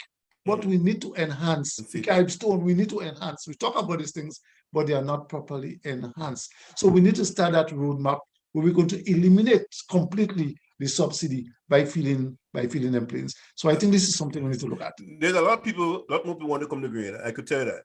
A lot of people want to come to Grenada on vacation. A lot of people want to come and visit their family and stuff like that. The price is so high. But then apart from that, there's no attraction beyond come to see their family. Like you rightly said, when you come to Grenada, I don't want to just go and visit Pablo, but Pablo could take me to somewhere that has been developed, some place that just being renewed, and there's a transformation. So I left Grenada 20 years ago, but now I go back to this place and say, wow, this is different, you know? So yeah. I want to come again next year. Bring a friend, tell a friend. So, but there's nothing to tell nobody because it come back the same thing. So I'm saying to us, like you rightly said, let's create something that will create excitement. You know, we have so much. Let us make it valuable because people want to come to it. Because if you don't market it, nobody will know it's there. Like I always say, McDonald's doesn't make the best burger, but they do the best marketing. So people buy the burger. It's not healthy, but they market it well. Mm-hmm. You know, so we have to market what we have well. It's good, so let's market it well. Let's put the money into it. Another thing I want to just drop in here, so many people talking about subsidies and government reducing money, taking back money and stuff like that. They just, when you hear government take back money, we have cut back on this and that, because evaluate what is being done. People say, oh my God, they're taking money from poor people. What is your, I mean, the recent time with 150 and all this government thing, what are you guys, anybody, what do you guys take on this? Because I mean, people have been talking about it all the time. I want to hear from you guys. Well, I've been quiet. Let all of us. You guys just dominate the thing, and all you just have Mr. Charles in the corner there. You know what I mean? Yes, Mr. Charles. Go ahead. The vulnerable people they always get the leftovers, you know. Now, both sides, I'm talking about the former government and this government, they both have a point. It's a question of your current financial capacity and affordability with a limited amount of resources. How do you allocate it, right? The former prime minister said, okay, the original thought was that the $150 was going to be expired at the end of the year. That may be so, but if you realize as the government of the day that the rate of inflation, I think it averaged about 4% over the last 3 years. If you realize the rate of inflation and all of the other increasing costs, it is difficult for a regular working person. So just imagine the kind of burden that these people that we refer to as poor and vulnerable. Just imagine the burden that these people have. So in my opinion, I really do not know, the ability of the government to do it or not. But I really think that they should have taken, I'm not saying that they did not, but I would hope that they did take a very, very hard look. And it's only because it was really not possible. They did not maintain it. Granted that I heard, I think one of the ministers say that when they look down the road, maybe a few months into the budget, if they are realizing any savings, they will look at maybe giving them some more. I don't know if it's the same $150 as the case might be, because they are sanitizing the list, I understand, and there may be some opportunity to realize a saving in that very program. Right. So for the sake of the vulnerable, let's hope that something is done in their favor here. Because after the list is sanitized, I see Matthew want to come in there. After the list is sanitized, and you realize that no more dead people on the list, people have traveled, people are working, they have more disposable income at the thing. They would be in a better place probably now to pay more money out to the so-called vulnerable people, right? Yes. So given that construct under which the government is now evaluating the present financial situation, and there are persons calling and saying, well, they could find money to pay, to give us a fire increase, they could find money to do this, why can't they find the money to give people more money? What would you say to that? I'll go to Matthew. Yeah, this is something I don't take very lightly, that seed program and that free money, I call it free money program. As a matter of fact, the government budget $18 million this budget cycle to deal with that. I think if the list is properly sanitized, we can probably pay $500. Right. Because what I do know as a fact is that a number of people who are on that list should never even come anywhere near to that list. All right. Let me give you one classic. There is a lady in my area, and probably I said that already someplace. She got a house repair. She was on the seed program. And when she died, she had over $200,000 in the bank. And family squabble and family confusion over that money. No, we have to vet people properly before we get them on the list. And if you have to ask them for a bank account so that the authorities go into the bank and see exactly where they are. Because I know of people whose money comes into the bank and they don't touch it. Right, right. They don't need it. They don't need it. There is a gentleman by me who is on seed, and he is a full-time worker. He works 2 jobs. He's does farm working, and he's receiving NIS. But he's a party supporter, and we have a whole set of able-bodied men, all mentioned vulnerable and poor, but they are vulnerable and lazy also. There are some people who never work. A lady said to me recently that since the seed went up to $450, they stopped taking fathers to court for child maintenance. Wow. So the state, so I am paying tax to support a child, and the father is on, you see, so it's a whole social reconstruct we have to look at. A whole social reconstruct. And I do hope that once this thing is done and is done properly, and I hope also that somebody that involved in the reassessing are the nurses who work in the district. These people go to homes. These are the people who sometimes have to bring food in the bags for people. They know who need and who don't. Right. Don't go to receive pay from your stipend or whatever it is from the government on Friday with your water boots on, and you drink rum whole weekend, and you're going back home on Monday with the same water boots on. These people don't qualify. So this is something the new government needs to really take a serious look at, because there's a lot of money to be saved there. And if that happens, then the 450 would not be an issue. On the 450 and the shock it caused, I think the government did not do anything wrong because it was for 1 year. What I think they should have done was probably remind people that this is coming.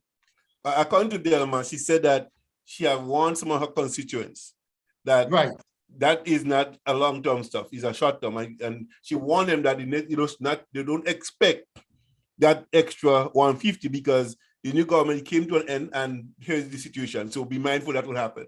I want to piggyback on something you said, because I see the same thing happen in Canada here. I was on a church board, and there was people who will come to the church and ask for rent money to pay the rent. Yeah.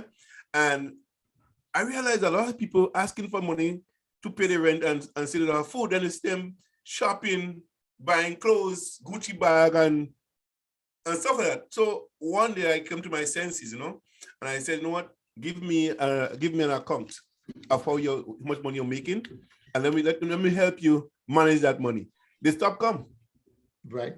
They stop come because now you're touching where what they've been hiding, and they see you can trust, give them money for free. There's no accountability for you to provide any reason why you need it. You come and say, oh, you have to train, I can't pay my rent. Okay, we'll give you the money to pay your rent. But there's one particular lady who normally would take the money and buy plane ticket to go to Grenada. You understand? And not for her rent. And she'll bring up somebody from Grenada, bring up somebody from this other one. So they come in and they're asking for it, not that they need it. And like you're saying, a lot of people in the seed program don't need the money. Can I weigh in here? I see Mr. Philip been wanting to come in for some time now. Yes. I just wanted to endorse what my colleagues have said. Across the board, let's just look at the Grenada context of things. Government of Grenada, I think the new administration, they're looking at the government's business as a business. Amen. And they tend, to me, I get the feeling that they're structuring things so that they can better anticipate what the future needs would be by trying to cap some of the issues that we have today, and instead of kicking it down the road, kicking that can down the road. So I think that is the first thing that we have to say. Government's business, we don't just use the word business loosely, but it is business. And as such, it requires a very strong leader and strong leadership to ensure that we keep the ship aright. There is a cost to corruption. And this is the part that people don't want to accept. Regardless of whether you talk about it within the scope of your own personal space or you go all the way up to government, there is a cost to corruption. And we have been seeing throughout the developing world where corruption is strong, nations falling apart and they continue to dive. No matter how much money you pump into those nations, they could never see their way. And so we have to understand as a society, as a people, that if we want to harbor corruption, then we cannot see our way. And so some of these systematic problems you've seen within the government system is because of a corrupt way of dealing with it. When we have a system where you have a lot of able-bodied persons, instead of we solving the problem of how can we get them gainfully employed and get them motivated to produce and be productive in our society, what we do, we compensate them for a vote, or we try to mold them over for a number of years so that they can vote. That is corruption, and that has a cost. And so the reality here now is that we can choose to accept it, or we can be fools. That is my take on that. The reality here is that there has been a strong politicization of government's business for a very long time. We have seen it in the first world nations, and it has trickled its way into our small economies. And what we're seeing now is that they can't solve their problems in the first world with the same issue. How are we to solve those problems? As inheriting and accepting it wholesale. The reality here is that we have to do some deep introspection. Now, I look at things as a farmer, just for the sake of it. I'm a businessman, but I happen to do farming. And I say to myself, if I cannot make sufficient profit that I can reinvest into my business, how is it that I'm supposed to grow? How am I supposed to divest? Where am I supposed to invest? Right? So I have to run the business to be profitable. Similarly, where would government get the money from? Government has to run its business properly and efficiently. And so wherever we can trim the fat, we trim the fat. Exactly. And so trimming up that list and getting that list in order, where people cannot come with an excuse because it's a political favor. It has to be a need. And that's Yes. I don't like to use the word poor, because I believe poor is a state of mind. I detest the word poor when we're speaking about my people. My people ain't poor. My people may be down and out for now. We may be in a bad way financially, but we're not poor. And so we may be vulnerable to the circumstances at the time. Overcoming a financial challenge. Exactly. I use the term economically depressed. Very much so. Very so. But I want to encourage us to stop using that phrase of poor, because poor is a state of mind. Yeah. And I can tell you that we have all felt the pinch of financial difficulties. We've all felt it. And so we have to find ways now of working out of that. We need to get to our brothers and sisters who are struggling, and we need to give them the guidance and support that they need. And wherever the government deems that it is absolutely necessary to put strong financial support to individuals on a case-by-case basis, it can't just be a free-for-all. So let me ask you a question. Last question, Pablo. How important it is for persons like you guys here today and other persons, intellectual persons, to help educate the communities on government businesses that need to tell them, not just have a town meeting to find out what's going on, but tell them how government structure, how it works. Government actually operate out of capital budget, and they get it from taxes and so on. So how much of that is being taught to people in the community so to understand that government does pick up money and just give it to you, just like they have to operate from taxes. And if we can't collect taxes, we can't pay you, we can't do the program that we have. How much of that educational program is thought about to become part of the entrenchment program in the system? Well, I can simply ask a simple question on that as well. It comes back to what is the benefit that the administration at the day would see to them. I do believe that it is extremely important to educate your people. I believe it is vital that people have a strong understanding for what exactly makes government function, where government gets its revenues from, and how government goes through that budgetary process to allocate resources for a particular period of time. And how does that resource impact upon you, me, and the rest of the nation? But to be very honest with you, coming out of the past 20 years, I would say 20 to 30 years of us going through a political battering ram, constantly of saying it's you and them. It's never us, it's you and them. That's how it's all pointed out. We need to understand here that it is time for us to start educating our children, because I don't have much hope for those who are seasoned in our beliefs. But I do believe we can start the education process in civics and in accounting and in business, and just, on the various levels, introduce government to our children from the primary school level into secondary, into tertiary. That should be taught, so that you may not have to know all the technical stuff, but you must know the basics as to how government functions and what part citizens play with the interaction of government.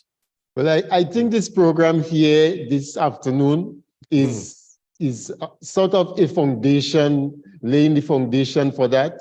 And I see that people are very animated. We've really touched on a wide range of issues.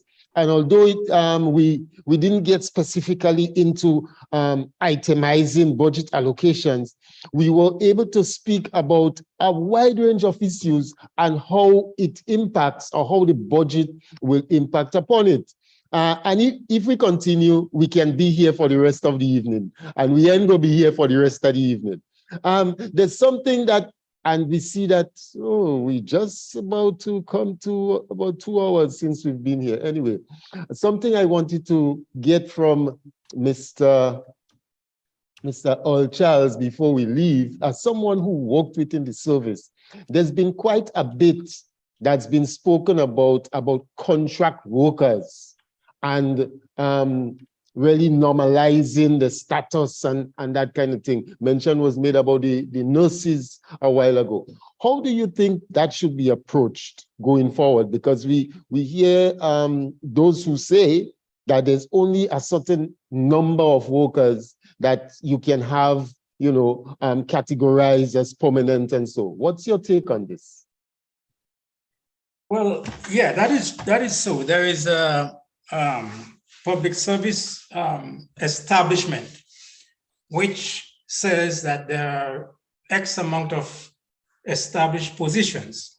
So you cannot appoint a person into a position that doesn't exist, right? However, there is always, about 5 years ago, the government cut a number of established positions. Before you move on, how long ago was that condition established? What you just mentioned there, how long ago was that? Oh, a very long time. I mean, that has been the manner in which the public service operated. However, so essentially you're saying that over the years, given the changing conditions, that condition, that established rule may not be applicable to our present needs. Right, and there is the opportunity to increase it or to cut it.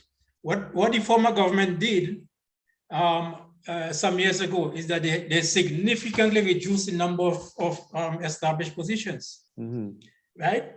So just as how they reduced it, it can also be increased to to cater to what programs you want to implement.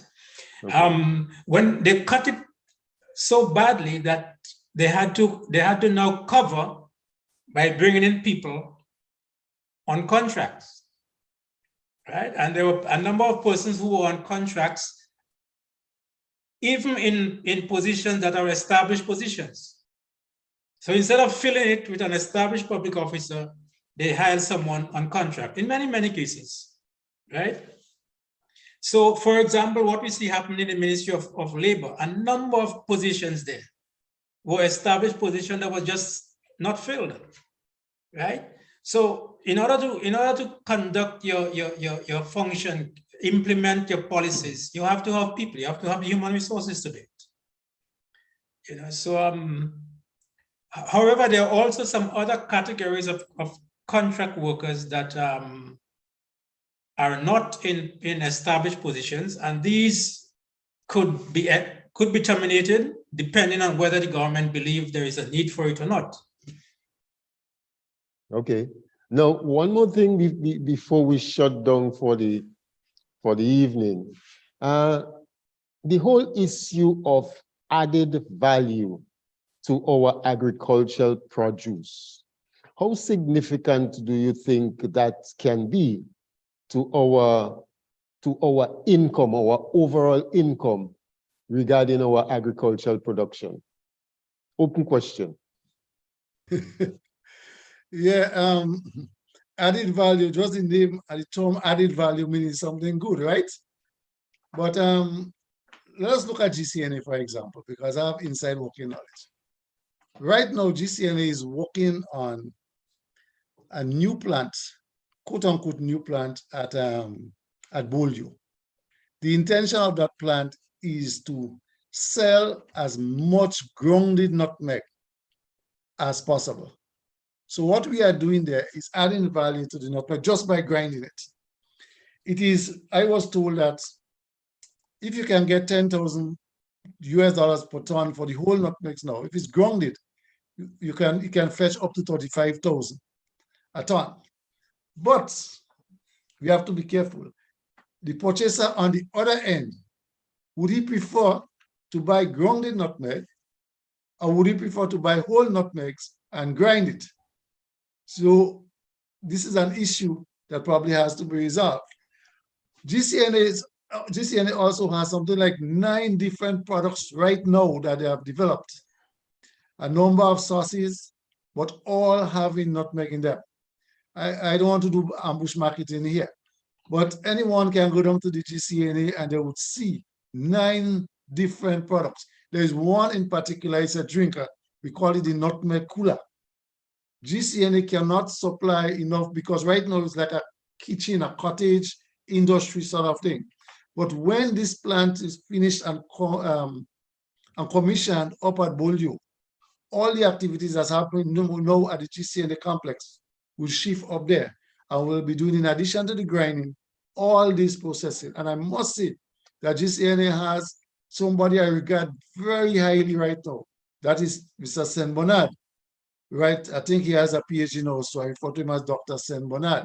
Saint Bernard is like a food scientist, and he works along with the GCNA in production of these things. So if we can add value to what we have, we can see the benefit of it coming directly and very, very speedily. So this is something I think only positive will come from. Speaking to your concern about whether the purchaser, the buyer out there, would prefer to buy whole nutmegs or grounded nutmegs, are you saying that we are tied to particular buyers, that if that purchaser is not interested and would prefer to get whole nutmegs rather than grounded nutmegs, that there isn't a there's not market opportunities out there that can enable us to sell our grounded nutmegs and forget about that purchaser who wants to restrict us? That question is a fair question, but I'm talking about the large buyers themselves. We might be able to source market at a reasonable quantities, but the major buyers, and this is just a personal concern I have, right? It's not based on any scientific thing, because we know how the multinationals operate. They shoot you down as soon as you try to lift your head, they try to shoot you down. But let's see what happens. And we think that there's a lot of potential there. That's why we set up a new machine to grind in nutmeg, and we're doing, I think, something called cryogenic, where you use nitrogen to grind it, and it's going to be preserved for a long time. So this is something we're trying, and we do hope that it works. Because remember, when coconut oil was on the market, what happened, right?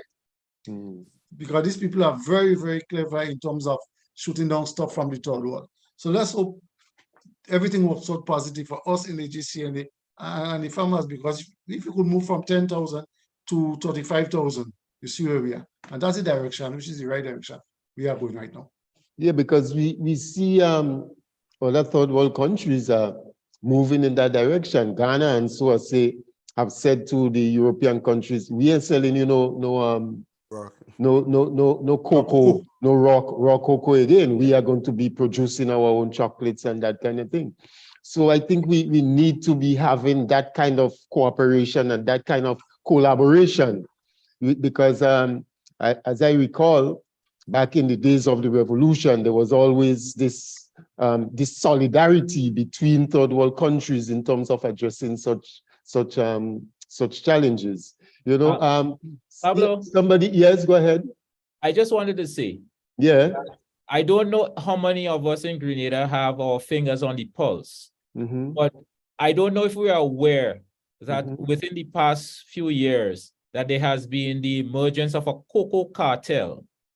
The African producing states have formed themselves into a cocoa cartel.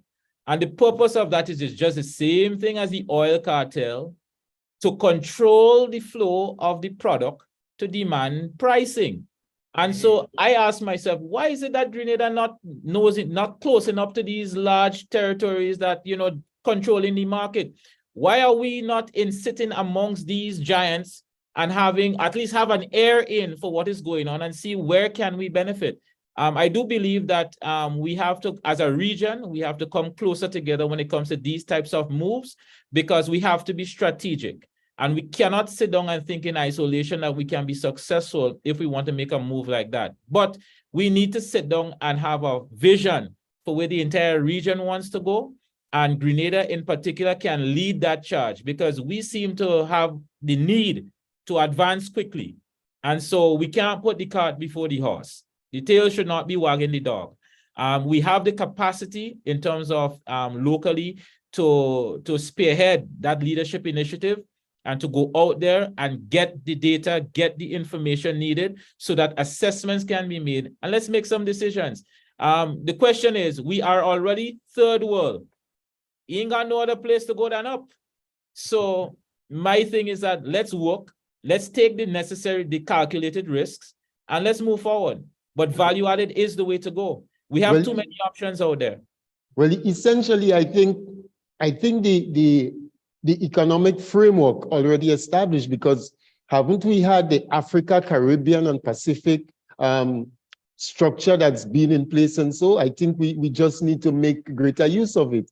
And in recent times, we have seen the Prime Minister of Barbados getting more Afrocentric, you know, in her moves and so, and we've heard our own Prime Minister speaking of that matter. So as a Caribbean region, we need to get ourselves moving in that direction so that we can benefit from this. So as we close for the afternoon, final words as we make the rounds, starting with Brother Earl. Yeah. Well, I think the current government has the right approach. I believe that they have sequenced the interventions in the right way, in the sense that, as the Prime Minister said, they are building the foundation. So in this year, next year, you may not see the kind of rapid progress that many people want to see. Mm-hmm. Just like when you're building a house, all of the foundation work is happening underground. You're not seeing any construction going up. But it is absolutely necessary. They're putting all the human resources in place. They're doing all of the research. They have articulated their policy and legislative agenda. These are all things that have to be in place before you can actually start an action plan. So I feel very, very positive about the chances for rapid progress. As the Prime Minister said, you can go far and fast at the same time. You don't necessarily have to go fast and reach near. You can go fast and go far. All right, Mr. Philip. Yes, well, I think Brother Earl would have summarized very well. I support his viewpoint, and I do believe that as a nation, as a people, we need to keep our fingers on the pulse. We need to work together, and as the government is showing that it is engaging the general public. And I strongly recommend that as communities, that you continue to engage your community leaders, the MPs, continue to engage, continue to bring solutions forward, because I don't believe that any suggestion is a bad one or a stupid one. I think perspectives is very important, and that we must take time to really review things using people, putting people first. And I think that is one of the points that the government has made, that the intention is to put people first. And so I am looking forward to the evolution of the near future. I know that it will take a lot of work, but I am prepared to work. I am certain that even our Grenadians in the diaspora, they're all excited in terms of, being involved in the transformation and development agenda that the current administration has for the nation. And I want to encourage everybody. So maybe we might need to sacrifice the $1,900 and take that trip home, because there is a lot more needed, especially when you share information and expertise. So I want to encourage everyone. We have Carriacou Carnival coming, come home. We have National Carnival in August coming, come home. We have Easter, come home. We want persons come home. Bring the kids if they've never been to Grenada before. Don't just show them a plaque on the wall. As our people, we have more Grenadians outside of Grenada than we have in Grenada. And so if just 10% of the diaspora take a trip home once a year for the next 5 years, we will be seeing some strong benefits. So people, time to come home and visit friends and family. And I can promise you that I will be one of those Grenadians looking forward to see us building new attractions and working hard to bring those things to our nation forefront. So my encouragement to all, and let me say thank you for having me on the show. Okay. Mr. Joseph. Yeah, I just want to, publicly say congratulations to the new government. I think they are on the right track. My MP, Ms. Kirin, she's a wonderful lady. She seems to be aware of the politics, very much aware of the politics. The government seems to be having an approach of hastening slowly, which is simply a cautious approach. They are taking things in stride, and a lot of thought seem to be going into whatever action they take. And if they continue on that path, I can only see success. We don't need another penny wise and pound foolish government in this country. We had enough of that in the past. We don't need a government that has myopia. I think they call the eye disease. I can't see. We need a government with vision. And just finally, before I conclude, I just want to say that the government has recently appointed some 15 community workers, and they're in training. I do hope that someone listening to this program this evening could start thinking about using those 15 persons to educate community groups in relation to the working of government. I think there is an opportunity right there. So when they meet with these community groups, they could extend the scope and speak to them a little bit about government. Once you sow one seed, you don't know where it can go. So you start with the younger people, and they could take it into the homes to their parents and push it on to their children. I think we had a very nice discussion this evening. I looking forward to probably sitting here again with you guys and chatting on something probably more specific. But it was a wonderful evening from my end. So once again, thank you very much for the opportunity. Okay. Before I hand over to Brother John, let me just say a couple of things here in closing. The whole issue of corruption was raised, and we had Brother Philip saying that there is a cost to corruption. But there is a level of apathy, really, among our people, and a lack of appreciation as to the significance and the real cost of corruption.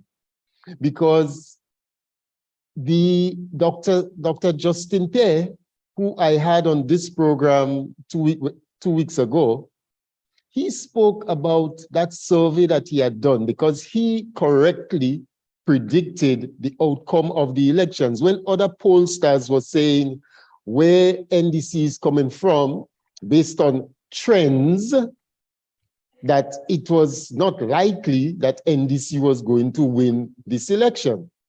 But Dr. Pear, doing his scientific study and using data, correctly predicted the outcome of the elections.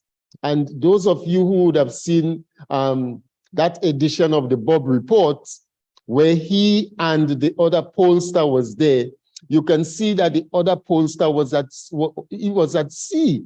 Really, at one point in time, he had both hands on his head like that. Then he was like this, because he just couldn't relate to and provide an explanation for why he was so far off the mark with his calculation.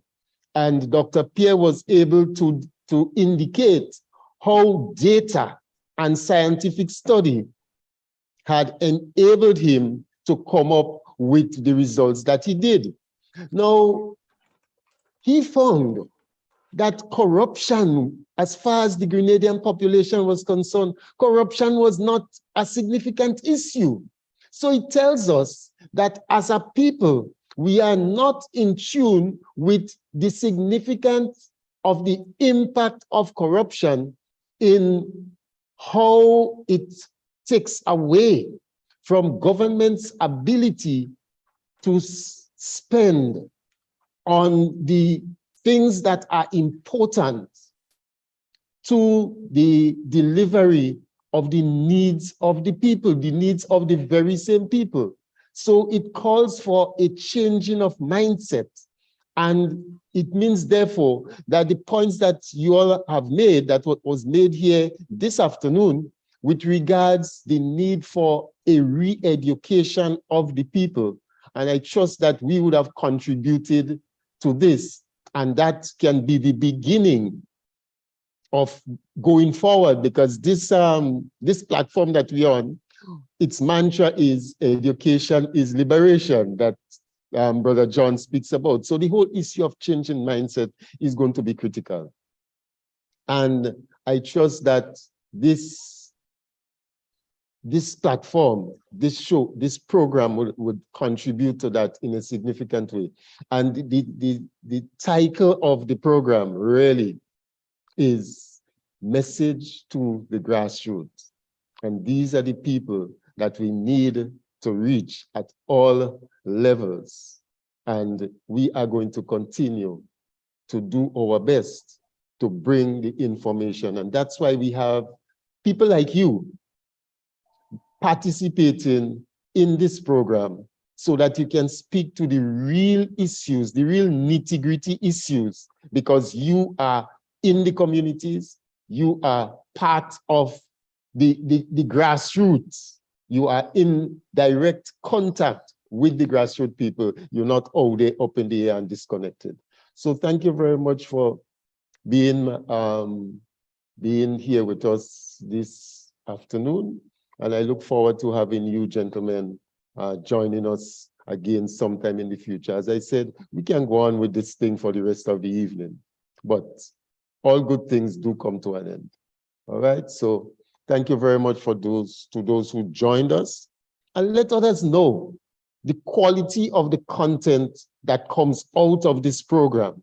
So when next we have a program, you can be here and be edified, because next week we will be having Dr. Stephen Fletcher, and we'll be talking about a wide range of issues. All right, so all the best and have a good and productive week. Thank you. Cheers. Bye-bye. Brother John. Yes, again, thank you guys. And it has been a plumb pleasing pleasure, almost as a privilege to have you guys here on Gem FM Radio. Again, we're looking forward to have you guys back. And Jason, I knew you sent me a request one time. I wondered, who's this Jason? And when I put me post on the guy, I say, oh, that's the guy. I know who you are. So it's my pleasure to meet you again. Here, I hope when I come to Grenada, I'll have to bite the bullet and get $2,000 and just fly to Grenada, you know? Come on down. I'll come and look for you. I'll come and look for Mr. Earl Charles and look for Mr. Matthew out there in Guelph. So I have a host of family in Guelph as well from the bridge, from Concord Bridge right back to Mount Pleasy. So let's come in, you know, and look and meet all Kifa and all these people and the old people back there. I used to be there once in a while, but the truth about you have Nosrita and crew in Guelph. Yes, all these people to meet. So all this family. So, but overall, I really want to thank you, Pablo, for putting together this program, this grassroots message to the grassroots on Gem FM. It has been really empowering, not just for me, but people will tell me about it, that they love what we're doing here at Gem FM. From as far as Africa and some from Central America, they're listening. And even recently in Toronto, we have Black Toronto Business. I just put it on there, and the amount of reviews that I've been getting from it, people listen. Finally, there's a radio station in Toronto they could listen to. So we have a variety of different things going on here. Jamaican people say the liquor boy Talawa. Well, we Grenadian and we big, bold, and beautiful, you know. So we do it all kind of how. So again, thank you guys so much for being here. And again, family don't have to ask to come back. We just invite you back and just say to come. Okay, just come. Anything you want to talk about? You know, I want to give Grenadians some information. That's the place to do it. Gem FM. Let's talk to Pablo. We're right back here. Again, we can do it over and over. So thank you guys so much. Have a wonderful weekend. Have a wonderful week, and may God bless and keep you guys, as our motto say, as one people. Yes? One nation, we build under God, right? So let's do that. As one people, one big family. Yes? Let's do it. So again, thank you guys so much, and God bless you and keep you all. All right. Thank you. All right. All the best. All right. Signing off. Yes.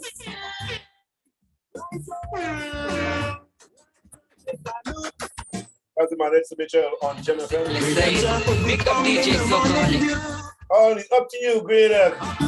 It's Mitchell 2005. Yes, my brother. There comes another blessed morning, but you're feeling low. Arise and shake up your blues. Yes. Instead of sitting and complaining, why don't you get up and go?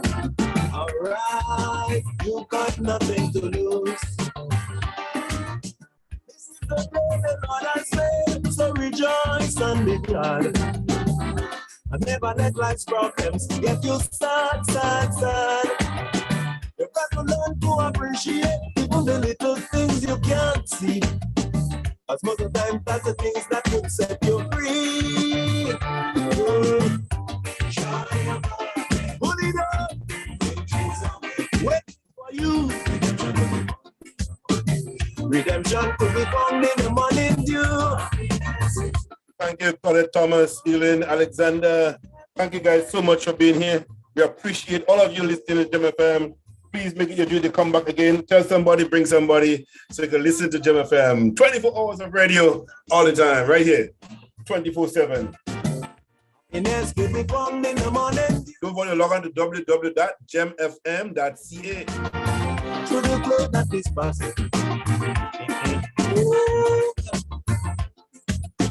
Too many stress, too many problems. It's got your head in a spin. Arise and shake off your blues.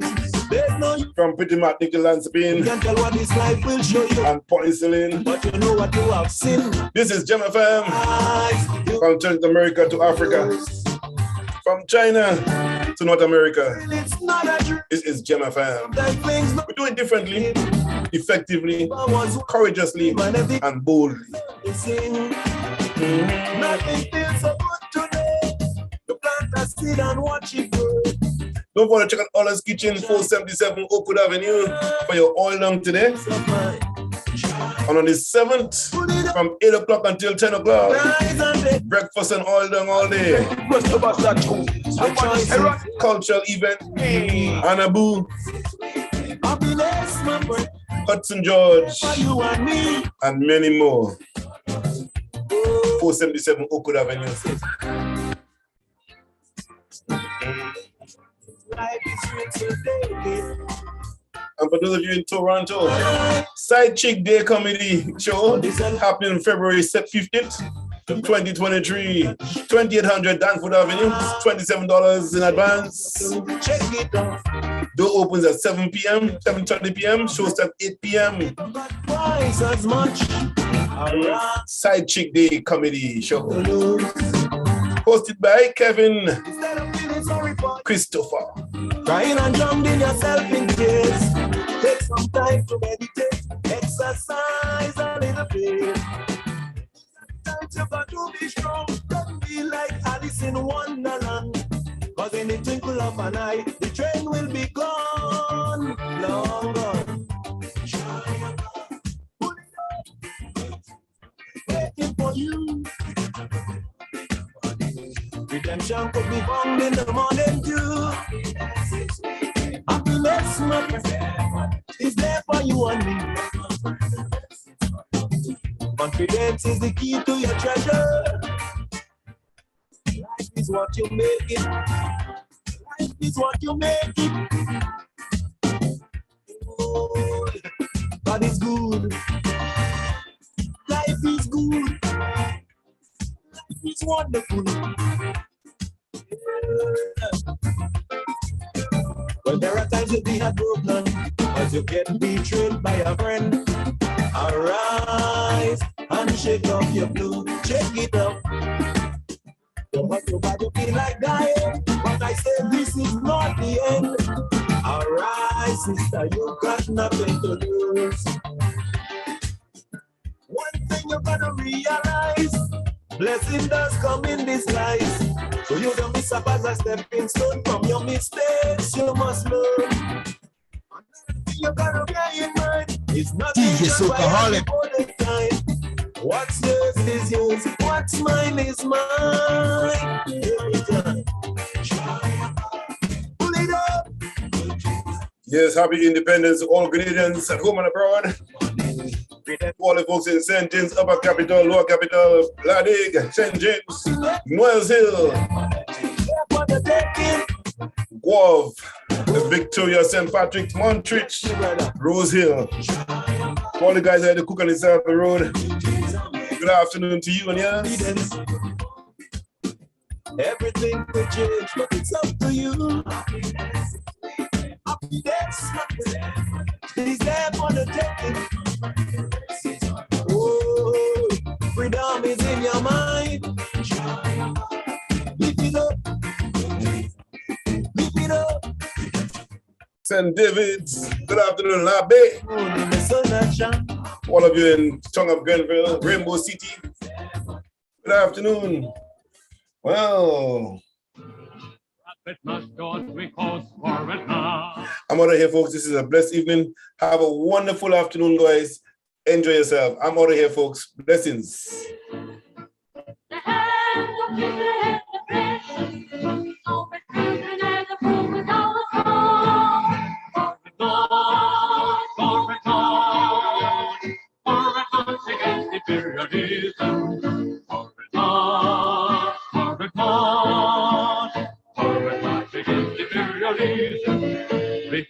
Colonialism.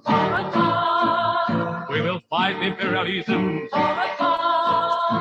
And now great is evolution. The victory is the prison. So we will ready to fool with our soul.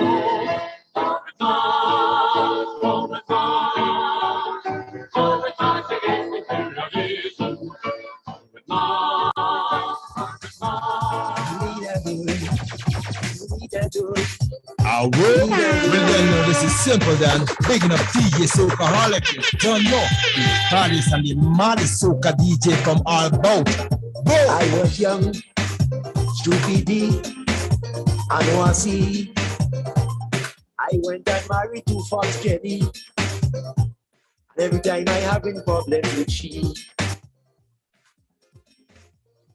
Baby, girl, I can't take the pressure no more. I'm sorry I have to leave you and go. Baby, girl, I can't take the pressure no more. I'm sorry I have to leave you and go. True, maybe it's true. I love you, but maybe it's true.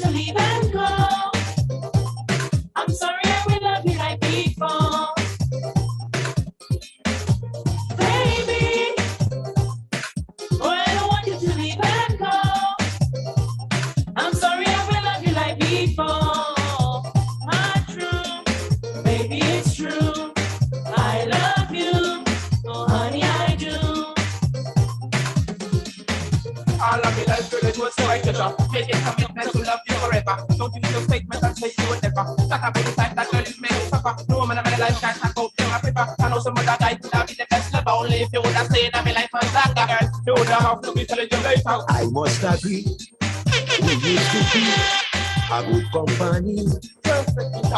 But since you start lying with Barani, no longer you show due respect to me.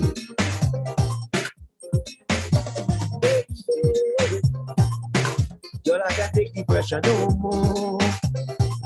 I'm sorry I have to leave you and go.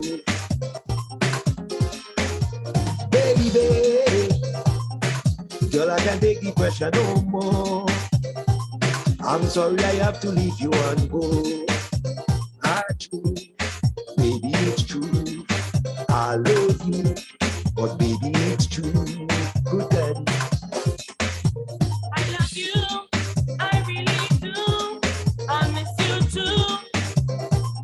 Every time I feel your baby in me, it does remain calling out a memory.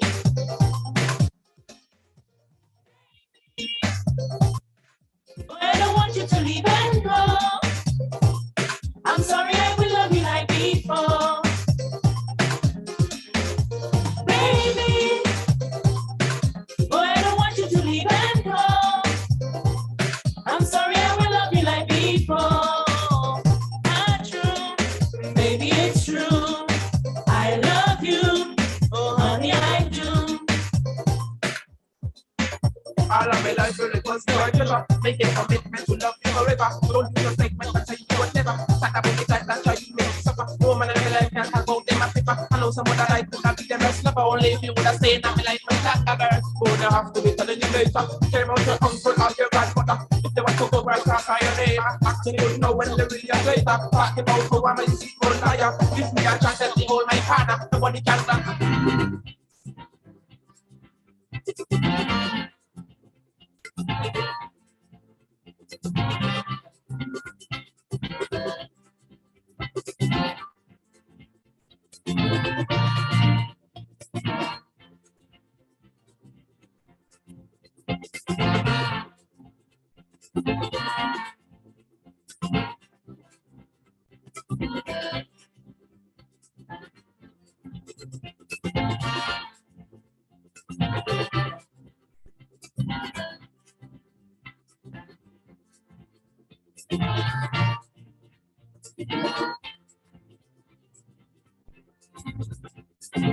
All you lovely people in Great Day, drinking rum and a coconut.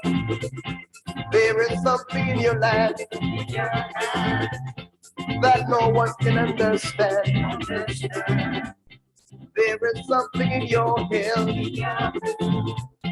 or if it's your mind betrayed. You have something there that takes my heart away. Inikanima, Bima, we are waiting on you. Land of spite, where everything dies, we're dating, and God bless you.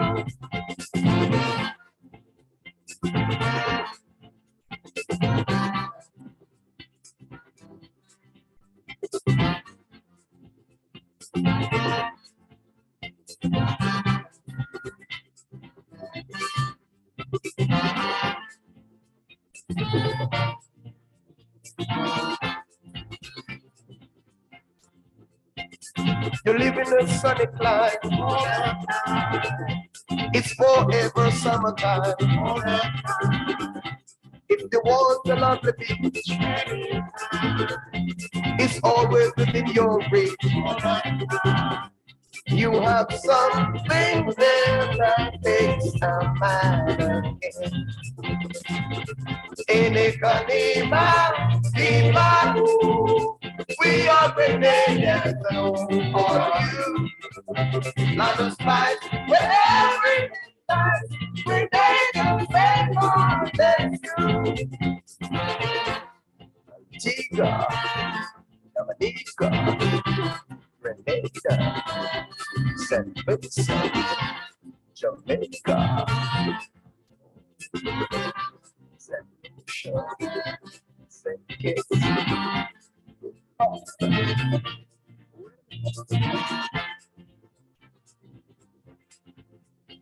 In this lovely paradise, you can watch the sunrise.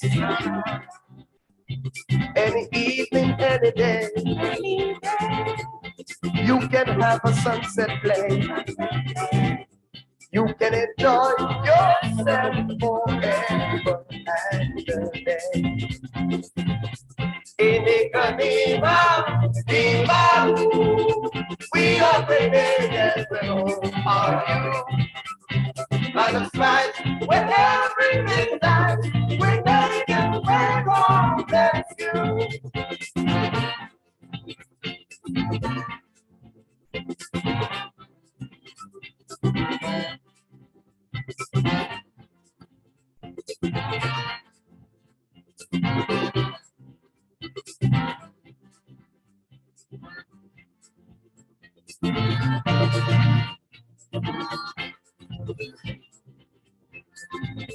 There are grenades everywhere. Sons and daughters who find them as they breathe with love. Grenades and favor, yes. Grenades and favor, yes. Grenades and favor, yes.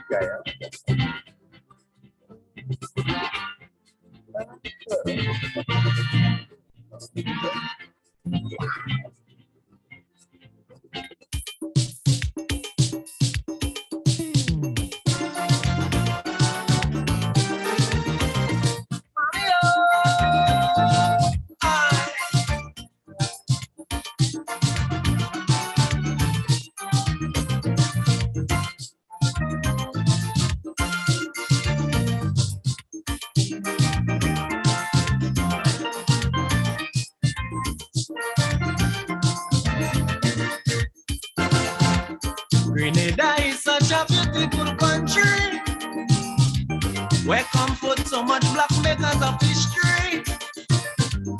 Man, I sure that many people will agree if I say she's blessed by the Almighty. Oh God, the standard of skills and talent we have down there in this land, it is too much for me to mention. Yeah. The level of education keep rising to higher heights. And if I'm wrong, don't say that I'm right. No, I want to tell everybody I'm so proud of my country. Don't care wherever I may be, I say Grenada belong to me. No country in this world could do the things that my country would do for me. I am proud. I love my Grenada, my homeland forever. Sing the chorus louder. Tell them about Grenada, the land of my grandfather. She will always prosper. Oh, my Grenada, land of culture.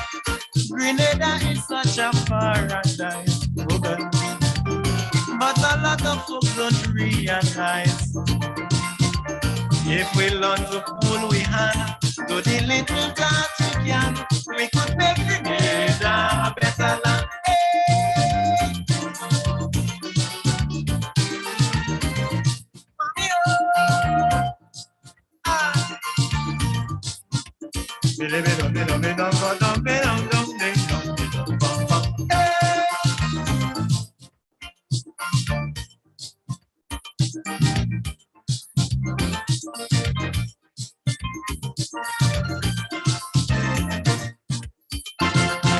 Sometimes when I go to a foreign country, such as the United States, who's so wealthy, I just beg the Father to have some mercy.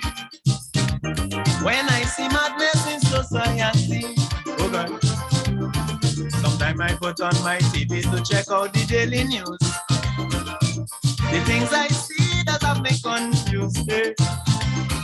The number of crime and violence I see on the street. Sometimes I'm frightened I cannot eat. Hey. But when you check out Grenada, we have no diamond and silver, but we just live in unity. And that's what makes me happy. Is then I come to realize, oh God, my country is a paradise. Hey.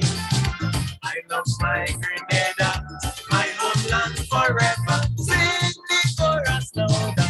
Tell them about Grenada, the land of my grandfather. She will always prosper. Oh, my Grenada, land of peace and culture. Grenada is such a paradise. Oh God. But a lot of folks don't realize. If we learn to pull we hand, do the little that we can, we could make Grenada a better land. Hey.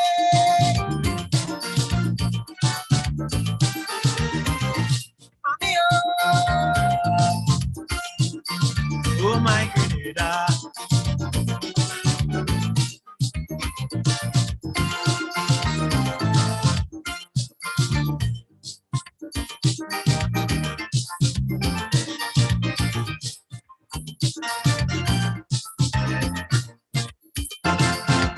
Some things that does really make me unhappy is when I see people here in my country creating some false impressions about us, telling the whole world Grenadians have lost. If we should sit down and take this thing to consideration. It do no good for our nation, no. So if we want the country to be outstanding among the rest, we got to try some constructiveness. So I want to tell all you people who creating the trouble, it's time to check up on yourself and put hatred on the shelf. Then your eyes will open to see, oh God, a nice place Grenada could be, and you'll be proud. I love my Grenada, my homeland forever. Sing the chorus louder, tell them about Grenada, the land of my grandfather. She will always prosper. Whoa, my Grenada, my food, clothes and shelter. Grenada is such a paradise, oh God.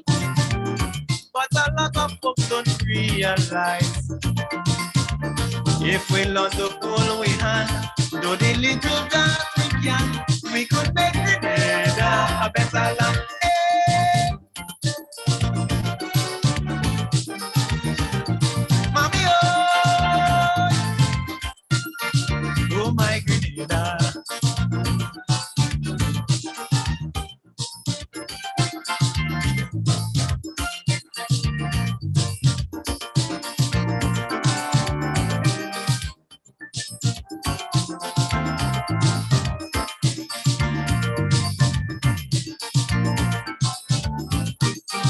Oh my Grenada.